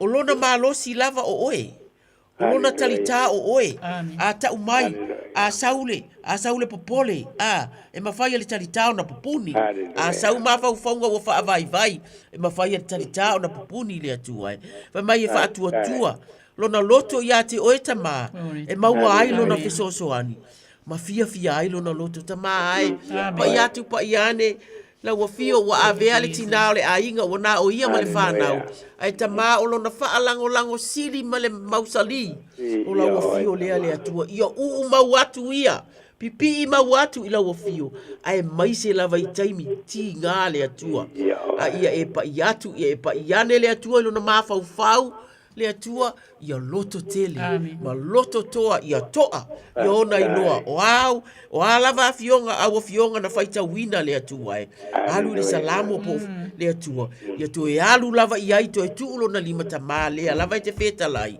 le afo o te talitonu o te tu mawai pa ia tu isi ana fana utama pa ia tu ia muli anga ma Monica ma Christian ma uma si ana fana le au a inga atua le atua me olo iai o a onga o ngā luenga le atua e o atu mao mai le atua o wane ingalo e olo o asia si atu ia te ia te tala lo na fai tutu o iso se tasi o alu atu e avatu se wha malosi le atua e wha awhetai olo iai si ana whanau wha awhetai mo le tautua asi ana whanau wha awhetai mo e olo o asi le telefoni wha awhetai mo e le atua olo o maua peawe se o ta inga le atua o le malosi fo ile o le matua e ia iulu ngia ta maa wha malosi alo na loto wha afufonga iana tataru ua mātou wole atua ile neia fiafi o na o ke riso no mātou wali amene ma amene ungia ia o mamana ia wha whitai ia o rua i politua taimi foi ale a taliu isfonua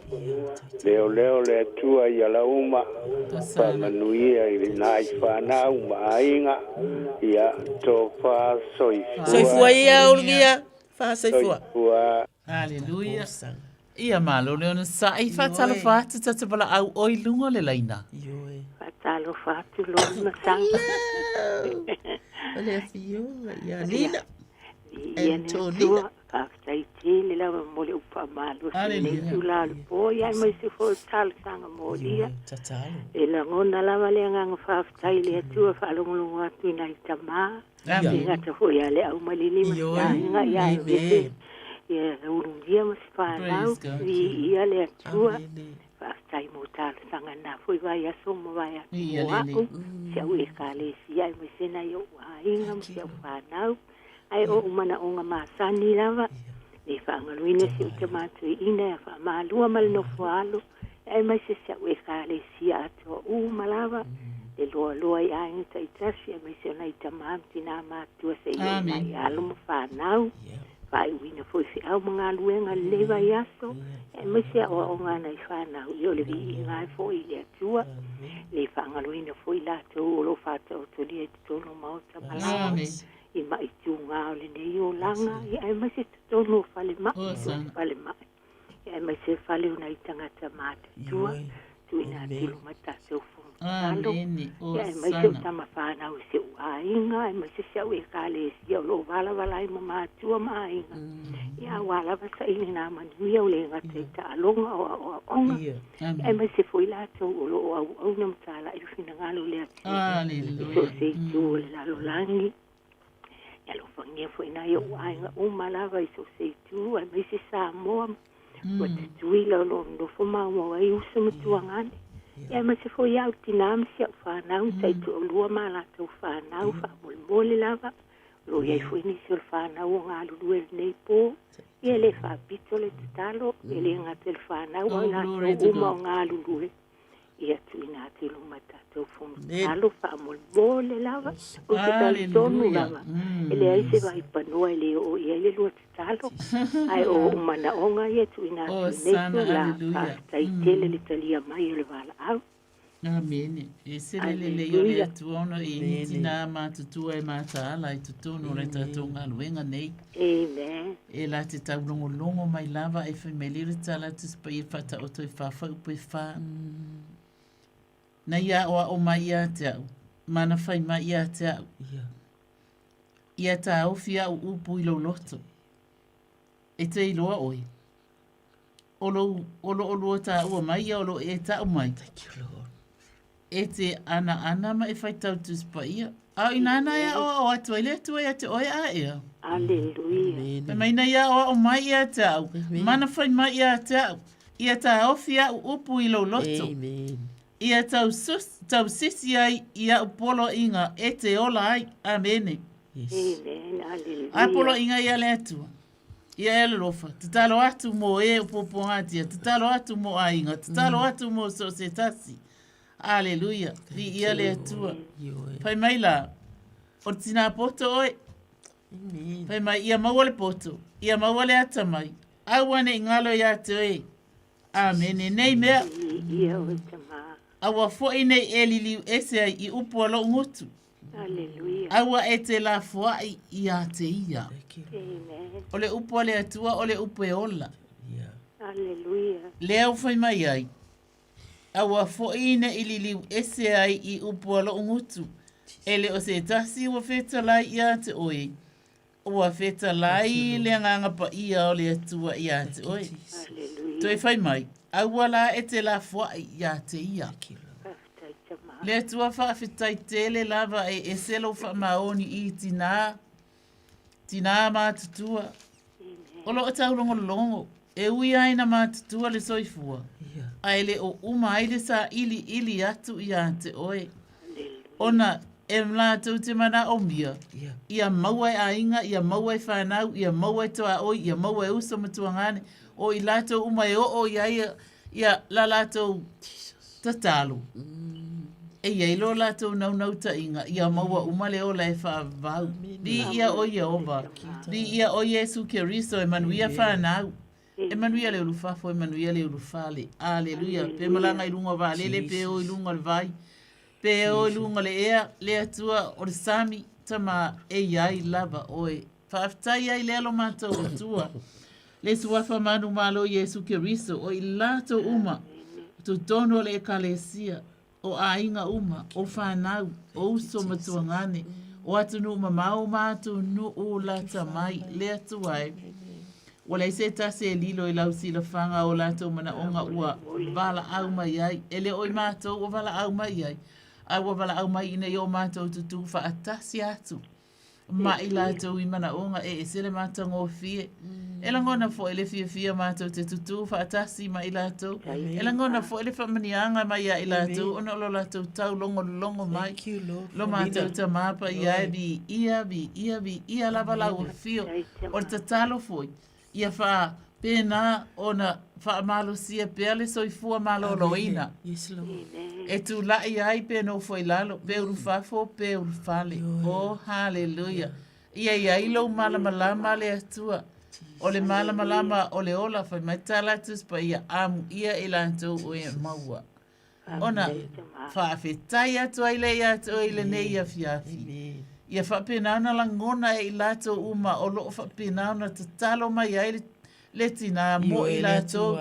Ia lato langona fo ise nganga whaafetai. Aleluia ili atua. Ona o lana au nanga tau longo vi ia o Yehova e whaabavau e whaabavau lava. Whaafetai Yesu, ia manuia fo i whai ngā malolongo le pō. E ala ia Keriso Yesu. Amene. Amene nina.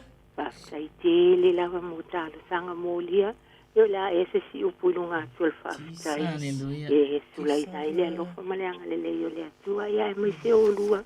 E nei fo ia fiafi malulu. Praise ia God. Ia alofa malo sila va wala vale. Le te se ino tatou mafutanga talo. Ia alofa ngia le atua. Tanga fua i pele mau tele. Ia te olua. Le ngā teletino le loto le mafofau. Ili le nganga e au nai pe ala i te matiute. Lo au nai, au pe ala fatele mo o lua ka pe foi sau. Ia manuia malo longa le po. Soi fua lo me masanga. Ia soi fua ia tonina. E le tanto request le lungo le tanto Facebook page lo me ma tano sango le tanto manonga masani ma ia William Willy. Ia mo mia lava se te talo mo siola tu tina. Tau mai a Willy. Ia fa longo mai per tina le tanto por clame mana mia se te talo. Ia ele malosi iona vai fa ngata ai on savali. Ia ona tinga le ngata fo ilea. Ia ona fonga foi ua tau le mawhai ona pula. Ia matulanga pe ona ia vaengo le tino o mi ese tano wha malolonga. Tina ia tau mai a wiri. Whaftai. Amene. Whawhai o whafonga mai. Tato wole fionga le atua le mate. Malili inga umale na ala matou pulukalame. Whai mai le salamo e luas fuluvalu whai upu e fitu. O Yehova o lo malosi ma lo utalita o ia. Ua whaatua lo uloto ia te ia. Ona o maua ai leo le fisosoani. O lea e fia ai lo uloto. Ma o vivi i atu ia te ia i la upese. Yehova o aulo mātou ta mā, mātou te si i atu. Vili a muwili, si ona tina ma le vala au mai o tau maia. O na ao, o na vae, o na fofonga, ua matua le soifuanga le atu ai. Ua e si la fia o ia. Ta mai la mātou wha malosi le nei a fiafi. Fai mai tā vita, e si la fia i le atua mea uma le atua. Ila nala mai, ila na po ngā o ioi, ila tu la i le atua. E mātou te tatalo, ioi e le o fai ngofie. Ai mātou te tatalo, ia loto mau, ia tu mau lona fia i la ua fio. La eva ai atu ia vidiamu ma le ainga, o lo o pale mai le tatalo. La eva malosi, mai wha manuia, le tausinga o le neiti nai to tonu o le lato ainga.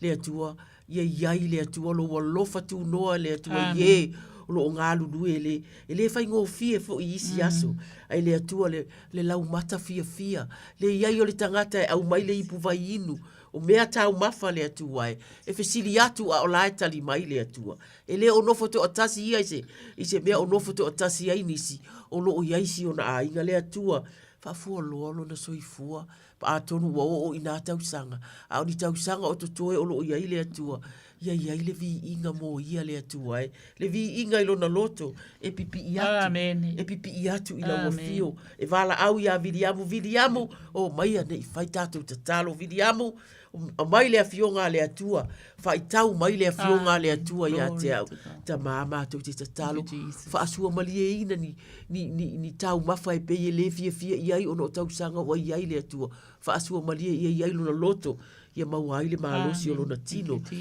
a o to mana tunga o lona soifua a toa le atua ia manatua ina e tau maia lo wanga le lei aso ua te atama lo wanga le lei a o la iti le whanau lo wanga le lei a o tuputupu ae lo wanga le lei se ia o mai nei taimi le atua e tele oni ana ngā luenga na whai le atua e a ua si umatu o na lima tama o au na au mai le malosi e whai ai lo fina ngalo a ele i o le taimi te wala au mai ai tama le atua mātou te tatalo o pongi ia tama o pongi ia i lo walofa fia ina lo na loto le atua amen si ana whanau e kalesia ia mai uma e ta ua o na ainga o lo o alu lofa ia te ia sua foke riso wa ole atuai amen amen glory to God Hallelujah. Ya tu yo fa fonga mai vidiamu ia o mama na tau si o tina sanga tau si ai hallelujah te talo atu masanga te talo atu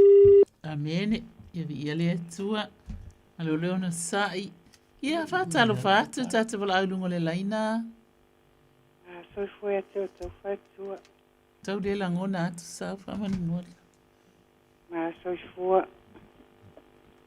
hallelujah ia o lewa mawa atu sa no mai tau le langona atu lo si fofonga sanga pe uma le laki mana o mia se talo fa mo le masi tu ngani sa mo lo oi mai fa mo le ia oi de sa no tina fia malo fia ia le hiwa sanga ia o lo tu ngani sa mo e wana o ia mal fa na wa le vana maliule ina le ainga mana o mia se talo o ai le swafa o lo tu ngani aleki hallelujah mana tua aleki te talo sanga praise God matala tu spaya ile uma mai sa o ia o vai sa le ona le lana se ngai o ia mana ta o so ngai no fio fa mo mole o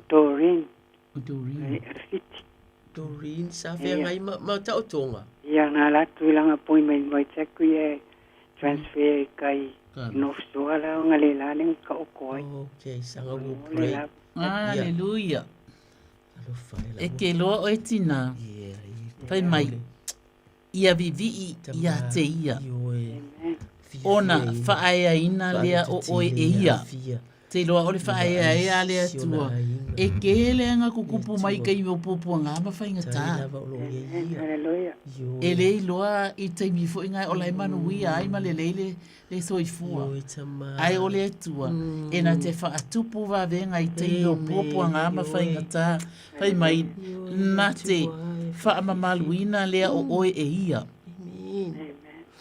pe a e fusi ia te ia pai mai na te avatu le pale mata ngō fie i lo ulu aleluia te ilo olau ngā luenga nai whai le e te valabala au o le e te nau tatalo e se e langona i lo si ufafonga le atua ia lo nau ta inga lo whaatua i le atua o lo mana onga ina ia maua le malo longa pe maua le manuia i la tau o ia e te wala waifa mai na te abatu le pale mata ngō fia i lo ulu e whai e oele mea le nā anai pale ai ma oi i le pale mata ngō fia o le ulu wha mai o le pale ali i la le lei na te fōa ina atu i a te oi whai mai wha alongo maia wha alongo maia lo wafa fine matalia au upu ona whaatele ina ai lea o tausanga o lowo langa.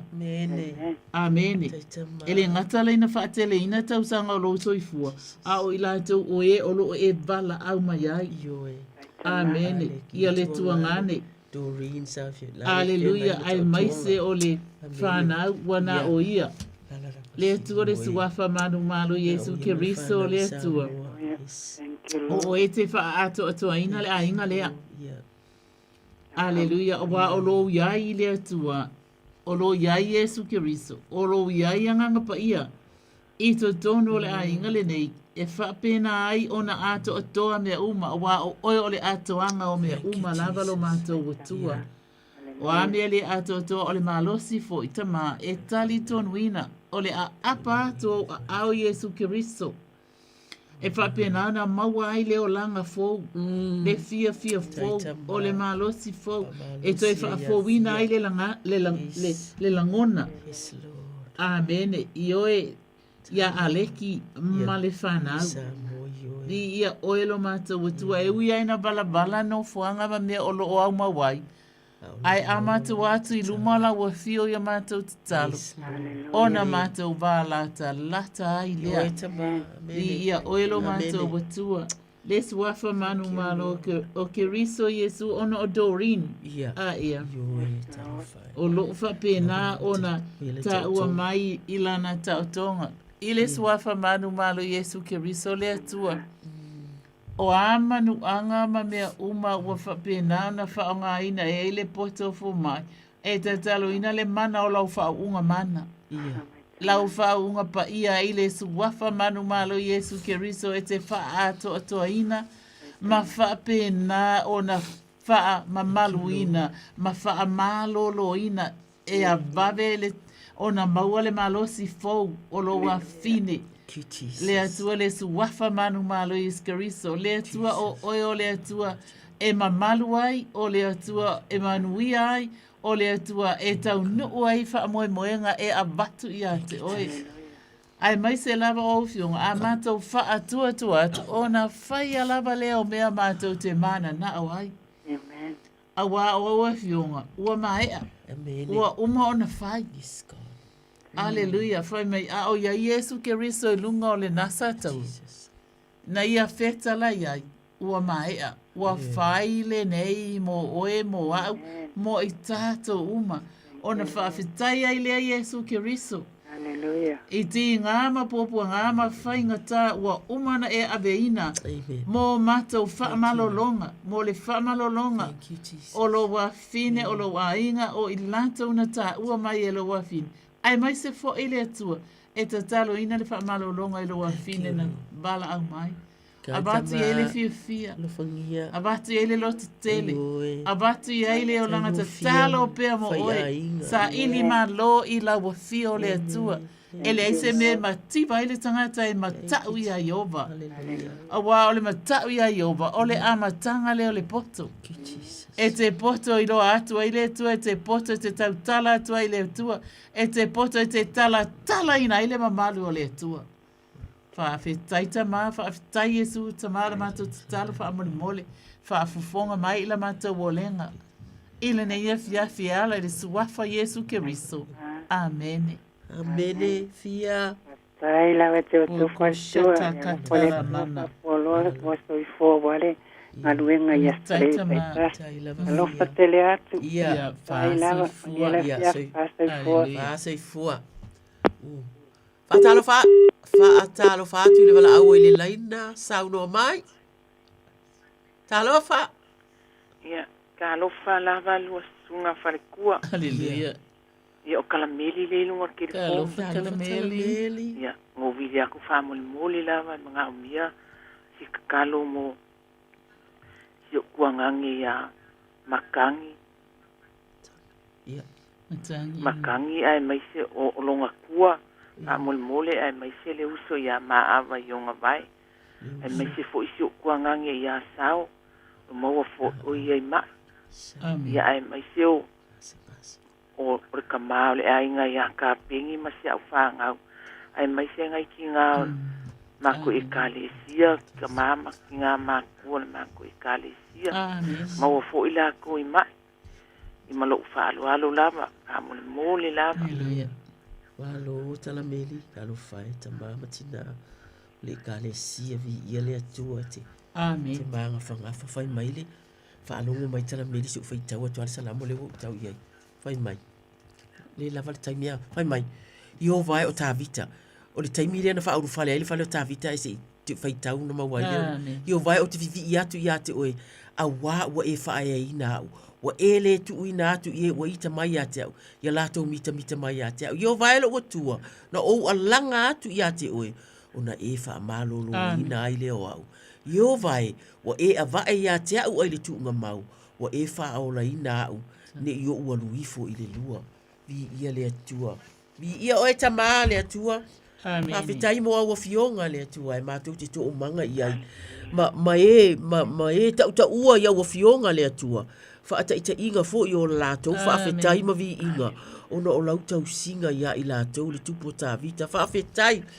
O tala meli lea mātou te tatalo mo ia. Si ona tua ngane o matangi. Mai o lona tua. O lo ngase ai. O lo iaiti ngata maa. Ia o ngase ia o ngā luenga. O ngā luenga o lo whenga iai ia. Po o a fo ini, po o a fo ini, ni mea i le tino iai taimi e te iwa oso mai le atu wai pa i atu. Pa i ane pa i ifo pe o awa fionga a. A i ele taimi a te le ti ngā e le atu wai ua kale la vā. Le atu wa ia iai pea le, ia mau mai pea. Mana tua le atua o loo ia te ia, mana tua le tatalo a tala meli, mana tua le tatalo a whanau, mana tua le tatalo a mātua, mana tua a inga, mana tua le ekalesia.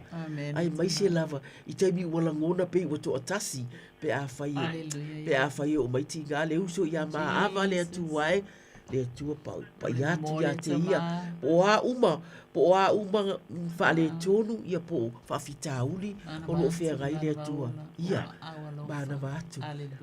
Mana waola. Amene sanga. Ia te ia whatula i mai ia te ia. Sao o loo ngase. Sangata talo mai sao o loo ngase. Aleluia, ia o le atu tama, o ia mātutu o ia ioro ia te upole ola.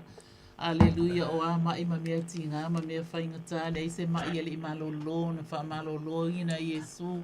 Aleluia, fa mai Iesu o mai uma ia te oto o ma, o i ma fatia, ma tinga ina i avenga. Aleluia, o le mea lea ele le iai, i alo tātou watua.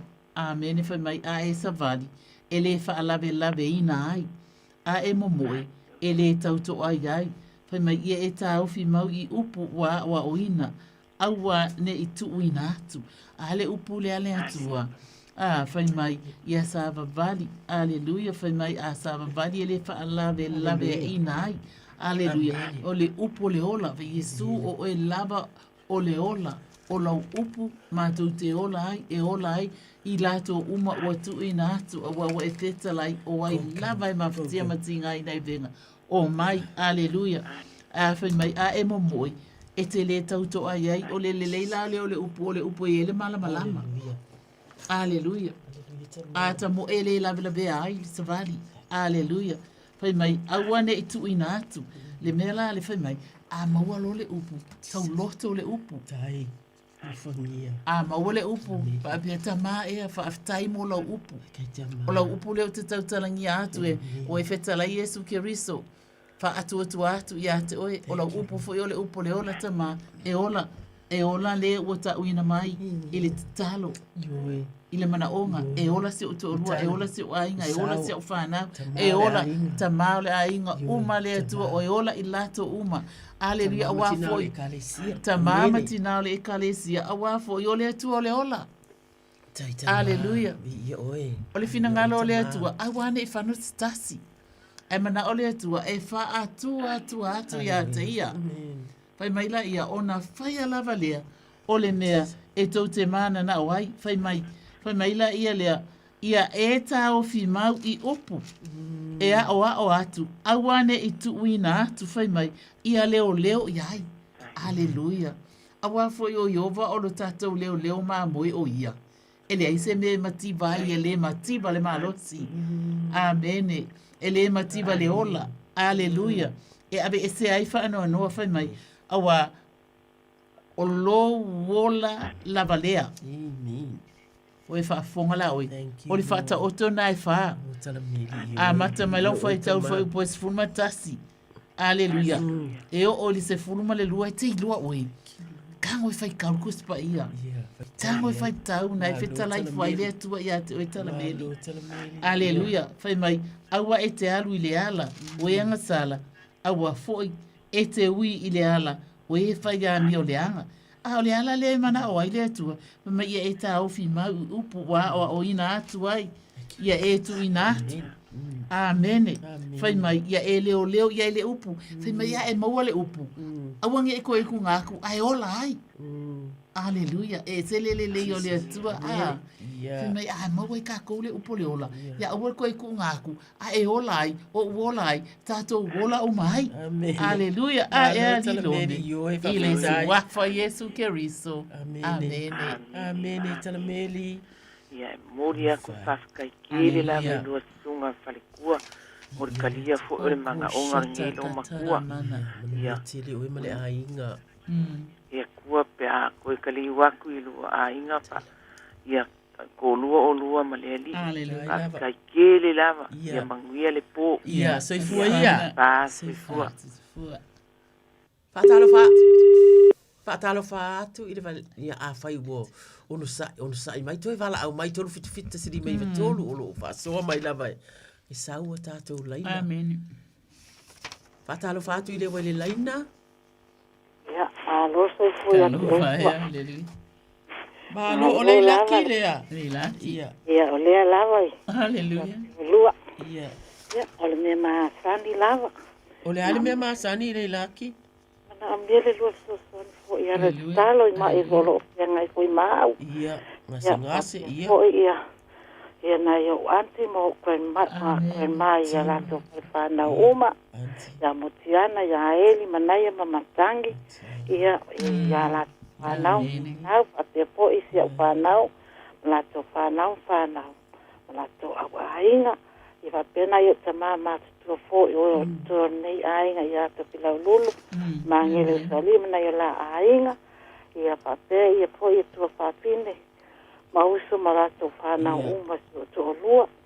Ainga si to lua ia malau e kale. Mama tua male lau tele ole kale sia ia pape ia e kopo me om san mana yo la to ai. Amen. Ia ai. E mana ia posto san si to lua fai mal for fai mai mal pa lava. Ia mal me masani lava nei tanga tolo.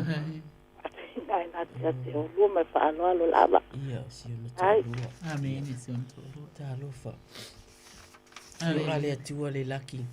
Salama tolu fai mai fa auta. Ro sile Yehova ye matata u ya te ia. O e fa moi lo na lofa. Ina ia lave ia ila tu ai le uti. Ina ia ola fo i latou i le ongi. O lo whaatalitali o tātou loto i a Iova. O ia lava lo tātou fisosoani ma le tātou talita.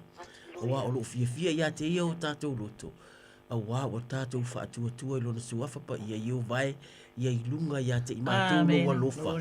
E pei o na mātou whaamoe i a te oe.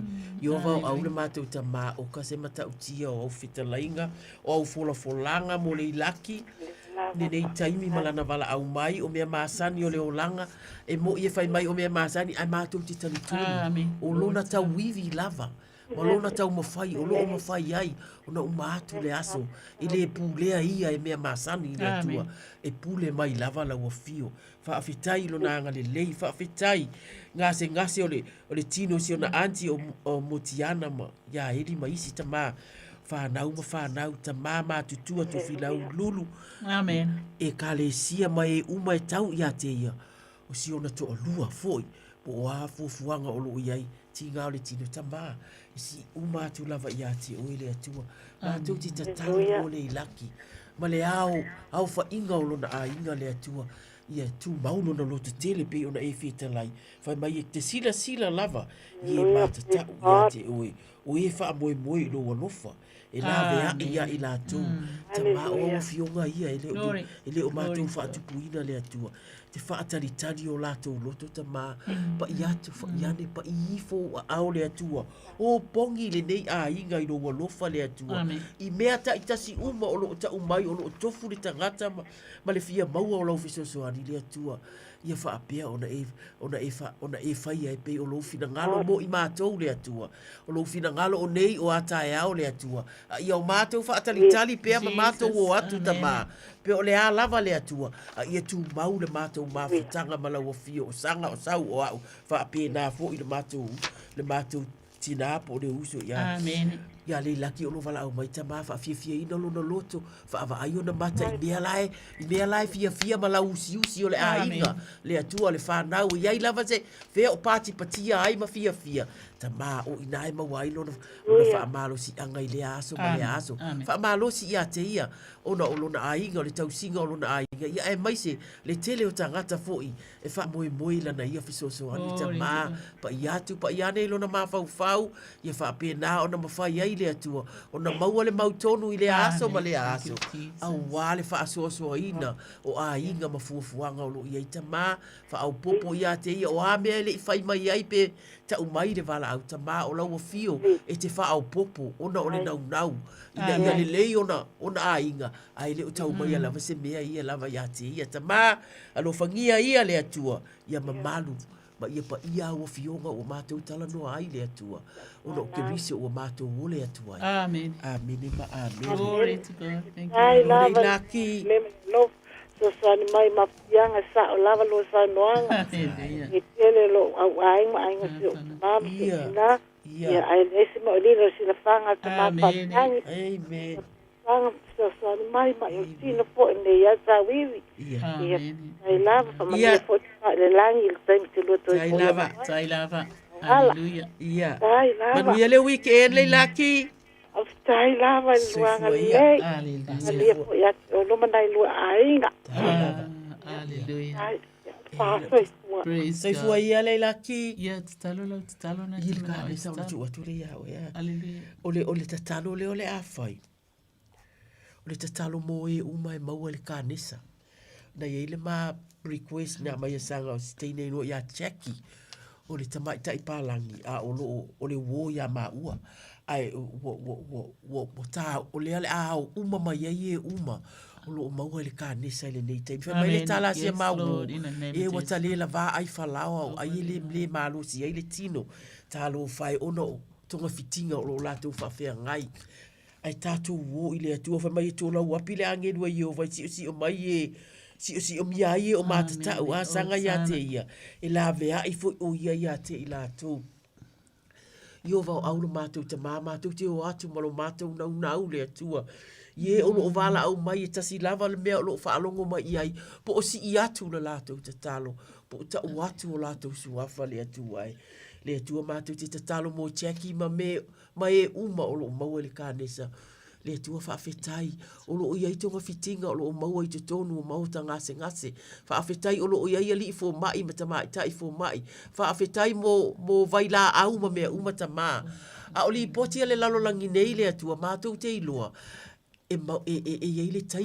fa vai ai asanga e vai ele tangata pe alongo le tino le tu ai e fa tu la ilo la fa oso se malosi mo tiaki ma ilato uma le nei tai mi le tua le fa tali po afea tama o la wo fio lava le afea ali tangata e lo la wo fio le tua thank you Jesus hallelujah pa iane ia te ilato uma lau fa malo longa o a mea o lo fainga ta fa va ai o lato mata i mea o lo le lei to tonu a inga le lato savalinga ma lau fio le tua ina ia mau ai se nganga o le fa fetai e moni ele itali le sipito a o le sipito le tua ai o lo manuia tama alo fangia pa iatu fusia a inga le tua loto te tele fa malo losi fa fetai ia e fa aswau uina le swau o le nganga pa ia le atua te talo e uma o te talo mapuno no mo le kanesa o le aso rosi fulu iva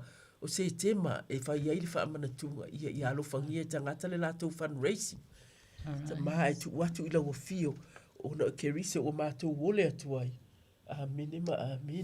amen thank you Lord hallelujah ia fa fa ile tuar swafa manu malo Yesu keriso ia e tali tonui na lava o lo whapena o na anga le lei mai pele atua ai mana o mia foi ia le wha ato atoa fisosoani mai o le nganga pa ia e wha ato atoa ina lo tato nganga wa ima le wha lata la tatu pia ina ia whapena o na fua tato te talo o lo whaine aleluia ile luala ko nita su tosu tasi o sumai whawhai mai ia wha ato atoa ina o tō Ia whaamawhana outou. Ia loto ngā tasitasi outou. Ia outou a file mu ona ia te outou lea o le atua e ona le alofa male manuia. E mana ia fo ile upo le atua i mea o lo mana o le atua ina ia te oe, ina ia te au, ina ia te i tātou uma o e olo o whaafonga mai. Aleluia. Whai mai o le wha ato atoa. E mana o le atua e le aise se o i tātou e ato atoa, ai o le atua e ato atoa ai mea. O le wingo le tala. E iei le tangata mai, a tātou whaato atua fo i matatalo. Ia o le atua na te toi au mai le malosi. E ato atoa ai mea, e whaapena le sua whamanu malo i skeriso. Wai fo inisi e le ini ngā luenga. Ia a talo atu fo i le atua ma le nganga whaato atua. Ona maole o ni ngā luenga a wai mana o mia fo i le tamau ai. Aleluia, ia o mai mapopo ngā ese umalava. Aleluia. Ia oelo mātou tamā, tui whaafofonga mai whai mai. Ia wha ato atoa ina outou. Ia wha mawhana ina outou o lona winga. Ia ato atoa, ia ile wha mawhana le atua. Ia te oe, ia te au, ia i tātou uma. Aleluia, oe o whaafonga mai. O waita tonuina, e iei mea i wha asala bei. E tupu ai le ti ngā le loto. Ia ale ngata fo ile na ia watu poile ita watu poile fa anoa. Aleluia e fai mai ia fa ama fana ina yoto. Ia loto ngata sitasi oto ai fo ini mea alo fina wa ai. Ia tama fai ina ia ama ile file mo le tua ina ia mawa ile loto ngata sitasi. Ai alome ia oto file mo. Fai mai file mo pe ole lupe ai ata mai pe ole ngata. Aleluia, via Yesu Keristo. Aleluia, le fai mai ona ia te outou lea, o le atua, e ona le alofa, male manuia. Atonua e maua i tātou se alofa mai se tasi, aleluia. A o le ona lava le alofa moni, o le atua lea. Aleluia. Male manuia, o mea ato atoa, e maua mai i le atua. Aleluia, o le atua, e ona le alofa, male manuia o lo o ile atua ia mea a o oe maa uma i tātou uma tātou te o atu ma le loto wha maua lalo tātou te vala au atu i le atua ina i o tātou maua waiwhai mai vala au mai ona fua ina atu le i a te utou aleluia ele o se atua mata ule atua le tātou tāpua i ai sea leanga oe maa mai tātou uma o le whanau le atua o i tātou, na whaia ele atua i le amatanga. Aleluia. Na whaia e lana upu, o lana upu, o le upu o le ola, e ola ai tātou. Lea lava, ua ola mai, ua uma atu nā mau au ngā tupulanga, a o lea lava. Olo o maua pea lava i tātou le ola. A wafoi o le atua, o le ola lava ia. Thank you, Lord. Amene. Amene. Jesus, mighty name. Amene. Le iei tātou taimi lea. Ia te toe Aleluia. Atonu tātou. E apea tātou te talo mo Israelu. Yes, Lord. O le Middle East. Yes, please. Samoa e tātou te talo atonu o nisi o tātou. Lo whaasea lava ia Israelu ono. O le vai atu i taua. Oh, glory to God. O tala moni, o tala olo o maua. O le mea moni lava. Nei te o tātou tali tonu mālo si mea i tātou te wā ai ati ai. Iei lava nai polo kikila i ai. A lea tātou te mauti noa asanga. Amen. O Israelu o le i oi mata o le atua. Ne iei sitou whaasea mai a o le i oi mata o le tamai le langi. Pa o le mea o le tātou te talo. Ina ia maulo lātou whaatua tua i le atua. Ia wau aulo mātou te māua, mātou o atu i lau fio. E te talo mo le Middle East, ma mea o lo tutupu mai. Le taua o lo whai i Gaza, ma le mātou wa ai atu. I te ngata o lo fia. Le au fia ai le lava tau mafa le atua. Tele le mautala i whiwhiloi. O le iloa le tala i sao ma le tala i sese. Ai tasi le mea, mātou te talitonu i ai le atua. O tangata o le i oi mata o oi. Po le alava po anga luenga o fai, ele o fea ngai lea malo fina ngalo. Le atua, o la ua fio le atua. E tali lava ia te oi. Ua uma le atua ele, po anga luenga o lo fai le atua. Mato te tatalo, le fili o lo tau mawhai lava le atua. Le tau mawhai lava e fasioti, ma titina i lalo, tangata. e tau o ta o tangata le atua ma tali tonu le na mātou te tali tonu ma tali tonu leanga o awa fionga le atua ta talo le atua whaasau ina i lātou ele ngata i lea mātou te tatalo ie olo o afia le Palestinians ma le mafufuanga o lo ia ie o ka tamae lave mātou paule mea mātou te tatalo tamā o a fea lo file mu o la wofio lava o a fea e umai o la wofio lava e tu watu mātou te tatalo mo tangata Israelu i le taimile nei ia mau lo latou whaatua i la wofio po ai o mamao ma la wofio i le nei taimi mātou te tatalo sa ili o e manu o maua le atuae la latou te iloa o tala na tu mai le tu pulanga ma le tu pulanga na yo latou maua ia lo fangia le tu ai fisosoani o lo fia maua i casa o tau mafa o lo fia maua atu o maua le tala fa apea e o mai lava ha masi anga oi ma ave le tu ai matela ina ai tangata o tintala na ona tau atu ana i te sila fia uma le tu ai mātou te care we care for Israel we care for your word we care for your promises we care we know na mātou wola mai lava le atua o mātou i loa le atua e alofangia le atua e alofangia o tangata alofangia ia fuafuanga o lo fai le soala o puleina po le ioe filinga o lo fai le atua ia o mai lo malo pe ona o mai Yesu lo mātou tamae o i le langi ia pa ia lo suafa e pa ia la wafio le atua o Israelu ia o mai lo malo o le ami o tonu ma le file mu le atua ia o mai ia faia lo fina ngalo tamae ona o ke riso o mātou wole atua Amene ma amene. Amene. Oh, hallelujah. Malo lava bi ia lava le atua. Ia o sana. Ia ai ima ana ia foi. Le ta ina le atua. Awa e fai mai e uia ina vale le se malanga. Ia ai li se ai lava. E ali ino.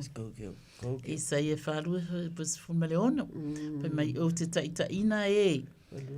E tawaso i le ala sa lātou le iloa. Amene. Poit mai o te au maia i lātou i mga ala lātou te le iloa. O te li ua le pōliuli i le malamalama i o lātou luma. E se le o le atua. E iei mea whaingata. E i fo i atangata o lo whapena ona le tawaso. Ai ua matua i pōngi sāla vai. Pa ainga ona o le tele o mea whaingata. O le olanga nei. Tasi lona. Yeah. A tātou mana tua le atua. Ma tau lai aila tātou vaai. O ia o le atua o le malamalama. Jesus. Pa mai o te li ua le pōliuli i le malamalama. I o lātou luma. Maala pio pio. O le kele i o mia pio pio. A yes tangata o whaise mia pio pio. Tele mea o tātou whalongo ai le tātou malo. Aleluia. Ai tātou o atu i luma le atua o ia e tonu ai le uma. Li ia o Jehova, maala pio pio, e whaia maala sao. Aleluia. Na mea sao a mea e mana ole atua tātou te whaia. Awa a sao i ala tātou te uiai. O lono winga tātou te taunu u fo i le taunu unga sao. A e ali lomi. Amen. O mea lava ia o te whaia i a te i lātou. O te le lafo ina fo i lātou. Fai mai lea tua a tātou sāwa vali ala sao ala o lona fina ngalo. Fai mai nā te le la fua ina lava i tātou. I o vai o laufa o unga fōu la le nei a fiafi le atua. So wafa manu malo Yesu Keriso. O mātou te mana o mia lava. Awa o le mea iei le wha o unga lau fio. E iei le sa o le tonga. Amene. Amene. E malama lama ai mata. E toi mana tua ai o mātou loto o manganga. E toi wha amaua lalo ai le loto o le tangata. Ma toi wha afowina ai le mafutanga. E toi wha peatu Yesu Keriso ele li i o le manu malo. Wa tele mea wa o te se ai la tātou mafutanga malau fio. Tasi lona le atua. E ta talo ma le wha amaua lalo. Ina ia wha pēnā ona e wha amangalo mai. Ai a fio mai. Toi whaafowina le mafutanga. A vea pea oe maali i mawhaola. O loo wolanga, po o mātou wolanga. Se ia e toi a fio mai. Aleluia. Whamania ina i o mātou ainga, o mātou whanau. O whea me o iai. Ta mā mātou te fia iai mā mātou whanau. Ma o mātou ainga i le ola e whapapau. Aleluia. Le li ia lo mātou ta mā. O lea le tatalo. Good. You're awesome. Whaafetai tele lava ta mā. E ala i lo suafa Yesu. Amen. Amen. Amen. Malo sanga ia ua. Sa tau mawhai atu e tau mawhai mai le ia inai minute o lo o totoe. Tolu fitu ta silima i vatolu. Ia. Aleluia. Ia. Whatalo whatu le wala au ili laina sa uno mai? One more, yes. Okay. O ia. Tulo wale au whafunga ia. O leo le a whaile. Whaile. Whaise ta tātou. O le tatalo muri le la a whaia asa. Aleluia. Thank you, Lord. Ia. Tātou. Whai mai o te whia whaita wina la lea fionga lea tua. Ma wha au mātu ai wale lava.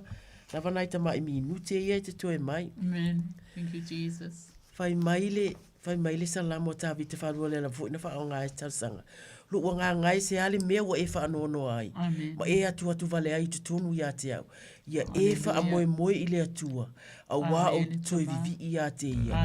Ona o le wha o la tanga mai o na luma. Io vau au la mātou ta mā mātou te o atu la mātou ta talo muli. Mo e uma o loo le popole ma le whaanoanoanga pe o lau whaamalosi na au mai mo i mātou le atu ai. Le ale mea e whaanoanoa ai mātou atu vale ai. Whai mai au wafio ngai whaamoe i la wafio. Mātou te tatalo ia e whai ngofie lava ta mā o na mātou tautala ai. Ai mātou te tatalo le atua o au wafio ngai moni ia le atu ai.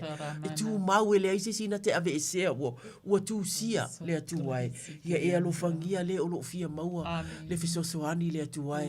Le olo o au sangele so i fuanga whaaleanganga le atua. Le whaaleanganga le atua. Ne i avea le whainga tau le o langa e ngalo ai le lotu, le tāpua inga le atua, e ngalo ai la wafio, e ngalo ai le tatalo, e ngalo ai le whaitawina o wafio ngata mā. Ia a le o le nāfo i po o ai o itangia, po o ai o avea mea o lo tutupu, o whaoso fia i le ita ta mātou ti tatalo mau atu i la wafio le atu ai, vivi i atu. Po le alava le ti ngā vivi i pea, va ai le uso lae la usi mai le lana ia tautua, va ai le uso lae la usi mai whanau, whaatai i ai, po a mea fisili i ai, talanoa i ai e tawia, aua ne ngalo, aua le mā le atu ai, aua mau te mā, va ai le e kalesia po ai e fia i ai, sau e te talo mai mo au, aua le mā e alu au na le atua, aua le mata mā ina ia i loa ai, o lo o iai le mea o lo fia maua ta mā, e tusa uma mātou, e ai taimi mātou te nau e na nāo mātou whaafita auri, a wai loa ai pei wa mātou vai, ai ta mai te sila fia le tangata malona loto, pa i atu, pa i ane, pa i ifo le atu ai, ia te ia i le au ainga e uma, le atu ai tau ia i lātou, ina ia maua se malo si fou mo le nei vai tau, le atu ai, a wale tape nanga o le ainga mo ia so luma. A wane inga o ia le mea e tasi, le mea o lo whainga tā ai, mea le lei mga luenga i tele ua uma o na whai, ia so o mawai, o lo o iai lo suafa, o la ua fio na lai o na whai, o le mātou te talo le ata mā, wha amanui a asia si atu ia te i lātou, i le suafa o ke rise o wala awatu ai. Amen, amen. Alleluia. Amen. Ia, Samoae, ia ua. O tātou o maili si ui o le tātou polo kalame. Ia le atua malo te talo sanga malo sau, ai wha malo atu, le au te talo uma o loi a inga le atua, ia le atua, ia ele aini tala ele o mātou o le atua lava, walana wala au, o lo mātou walai o na mātou whaonga ina nei misi o lo whai e li suafa o ke risa sanga. Aleluia, ia Samoa whaftaitele le ni fia fi le atua, o tarasanga sa iuli pole tiu atua. Masalo me mi tio moe. Tō whaia soifua ia Samoa. Ia, malo, Samoa.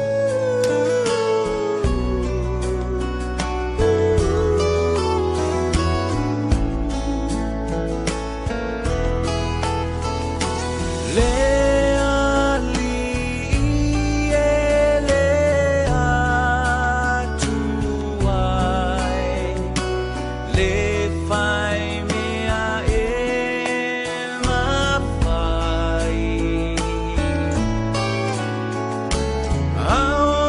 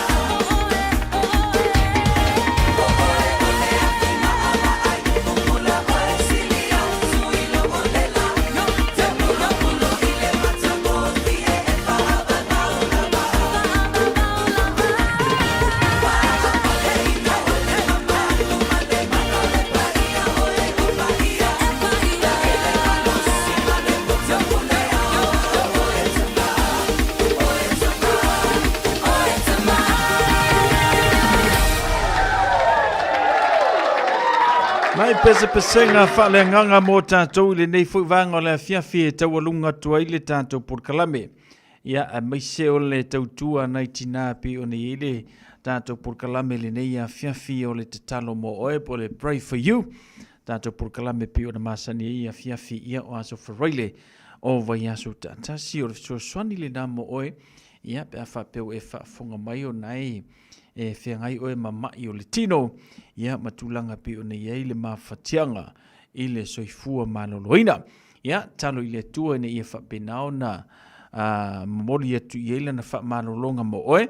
Ia le ngata fo i leona ia tātou mātua pi o na maua mai le tātou Purkalame. So seisi lava fo i o whapena ia ona sa ili tonga fiti mai le nei atunuu. Ia o le talo i le atua i eile na whamalolonga. Ia mo oe ile nei fuwanga ole a fiafi. Ia ai mo la tau fu isa whapenao na maua le awanoa e te wala au mai ai. Ia o le te talo le na ile tua whaftai ono outou. Ia mai la tau lawa fu whapena. Ia o na whaile nei Purkalame o le te talo mo oe. Ia ma paanga i aso te tasi. O le amawhai ona toe maua ia le tātou Purkalame le na. Ile aso wharaile vai aso a saupe a tātou waulia. I le ola mana malosi mai le atua. Whaftai e tuai a papali i sina lim sin leo papali i paanga masani o le tātou Purkalame. I lungo le tātou YouTube channel le mauma le tātou Purkalame le ngata fo i le tiresa ene. Whaftai tiresa whata si mai. Vidiamu Willi. Malosi fua manuia Vidiamu Willi. Penise ta vili so i fua manuia. Penise ta vili whaftai le whata si mai. So ia jota lilo maiawa le mauma le tātou Purkalame. Alo whatu mo ema la ingoso. Whaftaile whatasi mai le nei fuwanga la fiafi. Iopu Johnson Hans ia mai lanto umalava. Pe ona yeile tātou Purkalame male tautua. Ale Radio Samoa se furu lima iwa tolu amo. Ia male tātou Purkalame pe ona yai. Se furu fitu minute ona tā leo le itu la se furu.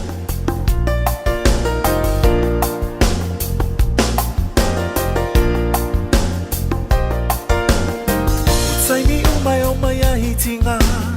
Onile ang masilo na fay ngata. Talema fayo na tete na oloi mata. O te pesili foya te amu. O pelo ponto malo umalosi. O te tete atua i matangi mafa. Matangi mafa. So se mea etele mafai. Lo le mauto nu sau le vai vai. O wale popole na ya feta lai. O to uma wetinga ina o mai. O a upe malolo ai. Le ali lo matai. Se te sili solo i tangata. O fea e au so daddy mama. Au le au na le atu o lo tawalanga. Oile tu ai po wai tamai. Po au elefa apongai. Uasili leo si e mapuai. Oi se tali mai. Se mea e te le mawhai. Lo le mauto nu sau le mai vai. O le popole na ia feta lai. O to uma o e tina ina o mai. O au e malolo ai. Le ali lo matai.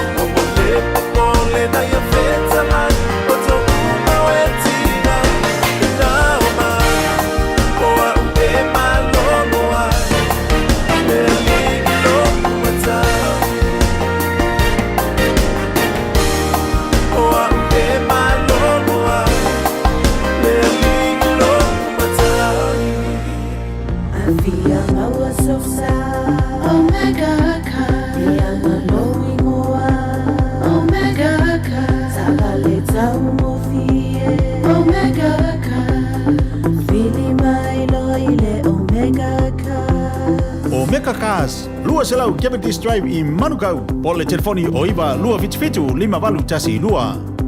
Susu mai Manukau ne Omega Cars Umalole keisile Omega Cars Beta Drive Doctors i le tau longa wha tau i mangele wha pia manrua. O le vainga o so ngase pe amana o mia. E wha tino e fo i matupui pui o le whana witi. O tupui pui la ko witi es fulu iwa mo i la tau es fuluan tau sanga malunga atu. Wha pia matupui pui o le fulu. Wala au telefoni lua 55 valu iwa valu. Mo so wanoe wha tino e nei au nanga. O fisa fo maa i mangele i taftafane o le McDonald. A manrewa i taftafane o le Faletusi po le Public Library. Peter Drive Doctors Clinics. Radio Samoa Tasilima i batolu Amo Radio Samoa Tasilima i batolu Amo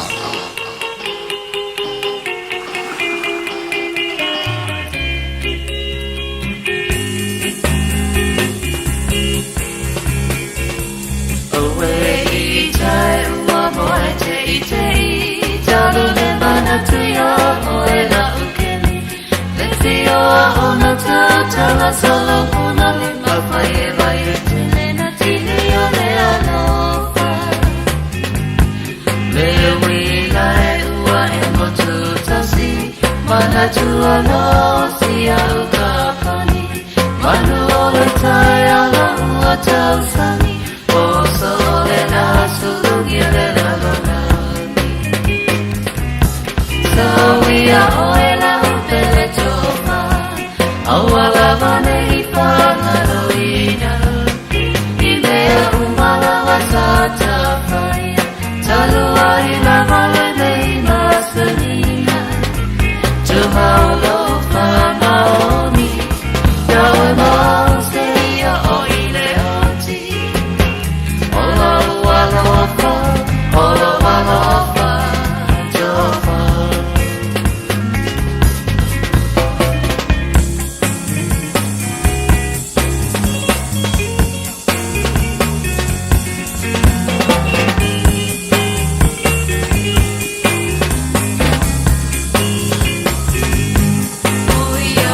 Sia te fatua momo pe ava ai atu I le la ua motu Ai au na whana whai se atu mama Papa sala ai o te mawhawhaume Matau su e mari e o se ala E mawhai ai o na matana tala Se ta fiua pele I la ua nanga Watoa nei ole se pulu tau sana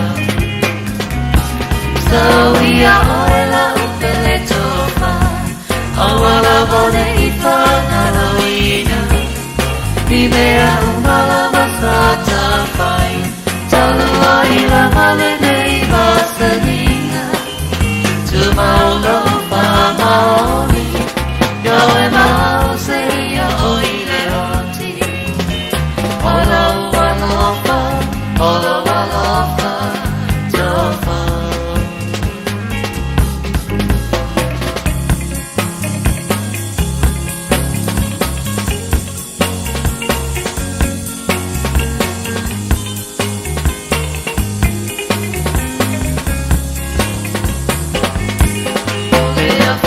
Ole amanua e penia tuga piti ole apaya Pe alu e te pape no pohile pale Tauga vaina whanga lo ape Saula ia la upele siri e la ula whala lo sei Oe la upele le kumale Tofa soi fua ole au po ie So we are oela upele tofa Awala vare I whanaloina Nimea umala masata whaia Talua I la vale nei masanina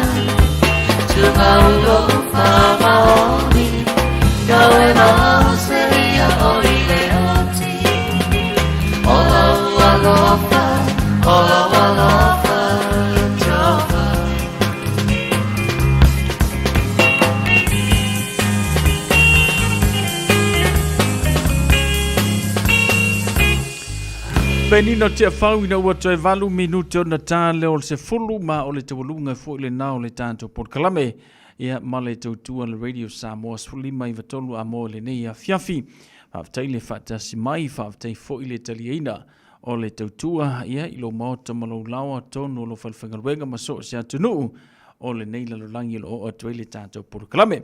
Manuia malalonga le nei po manuia fo i whea mungaruenga o le whaiungo le neiva i aso tātou whiluai i le aso ngā fua i le alofa malanga le leo le atua sausi whanua seu whaasoi fuia. Ua na o le Radio Samoa se furulima iwa toru a mo e tautuaina o e ilangu ngana fitu aso le vai aso.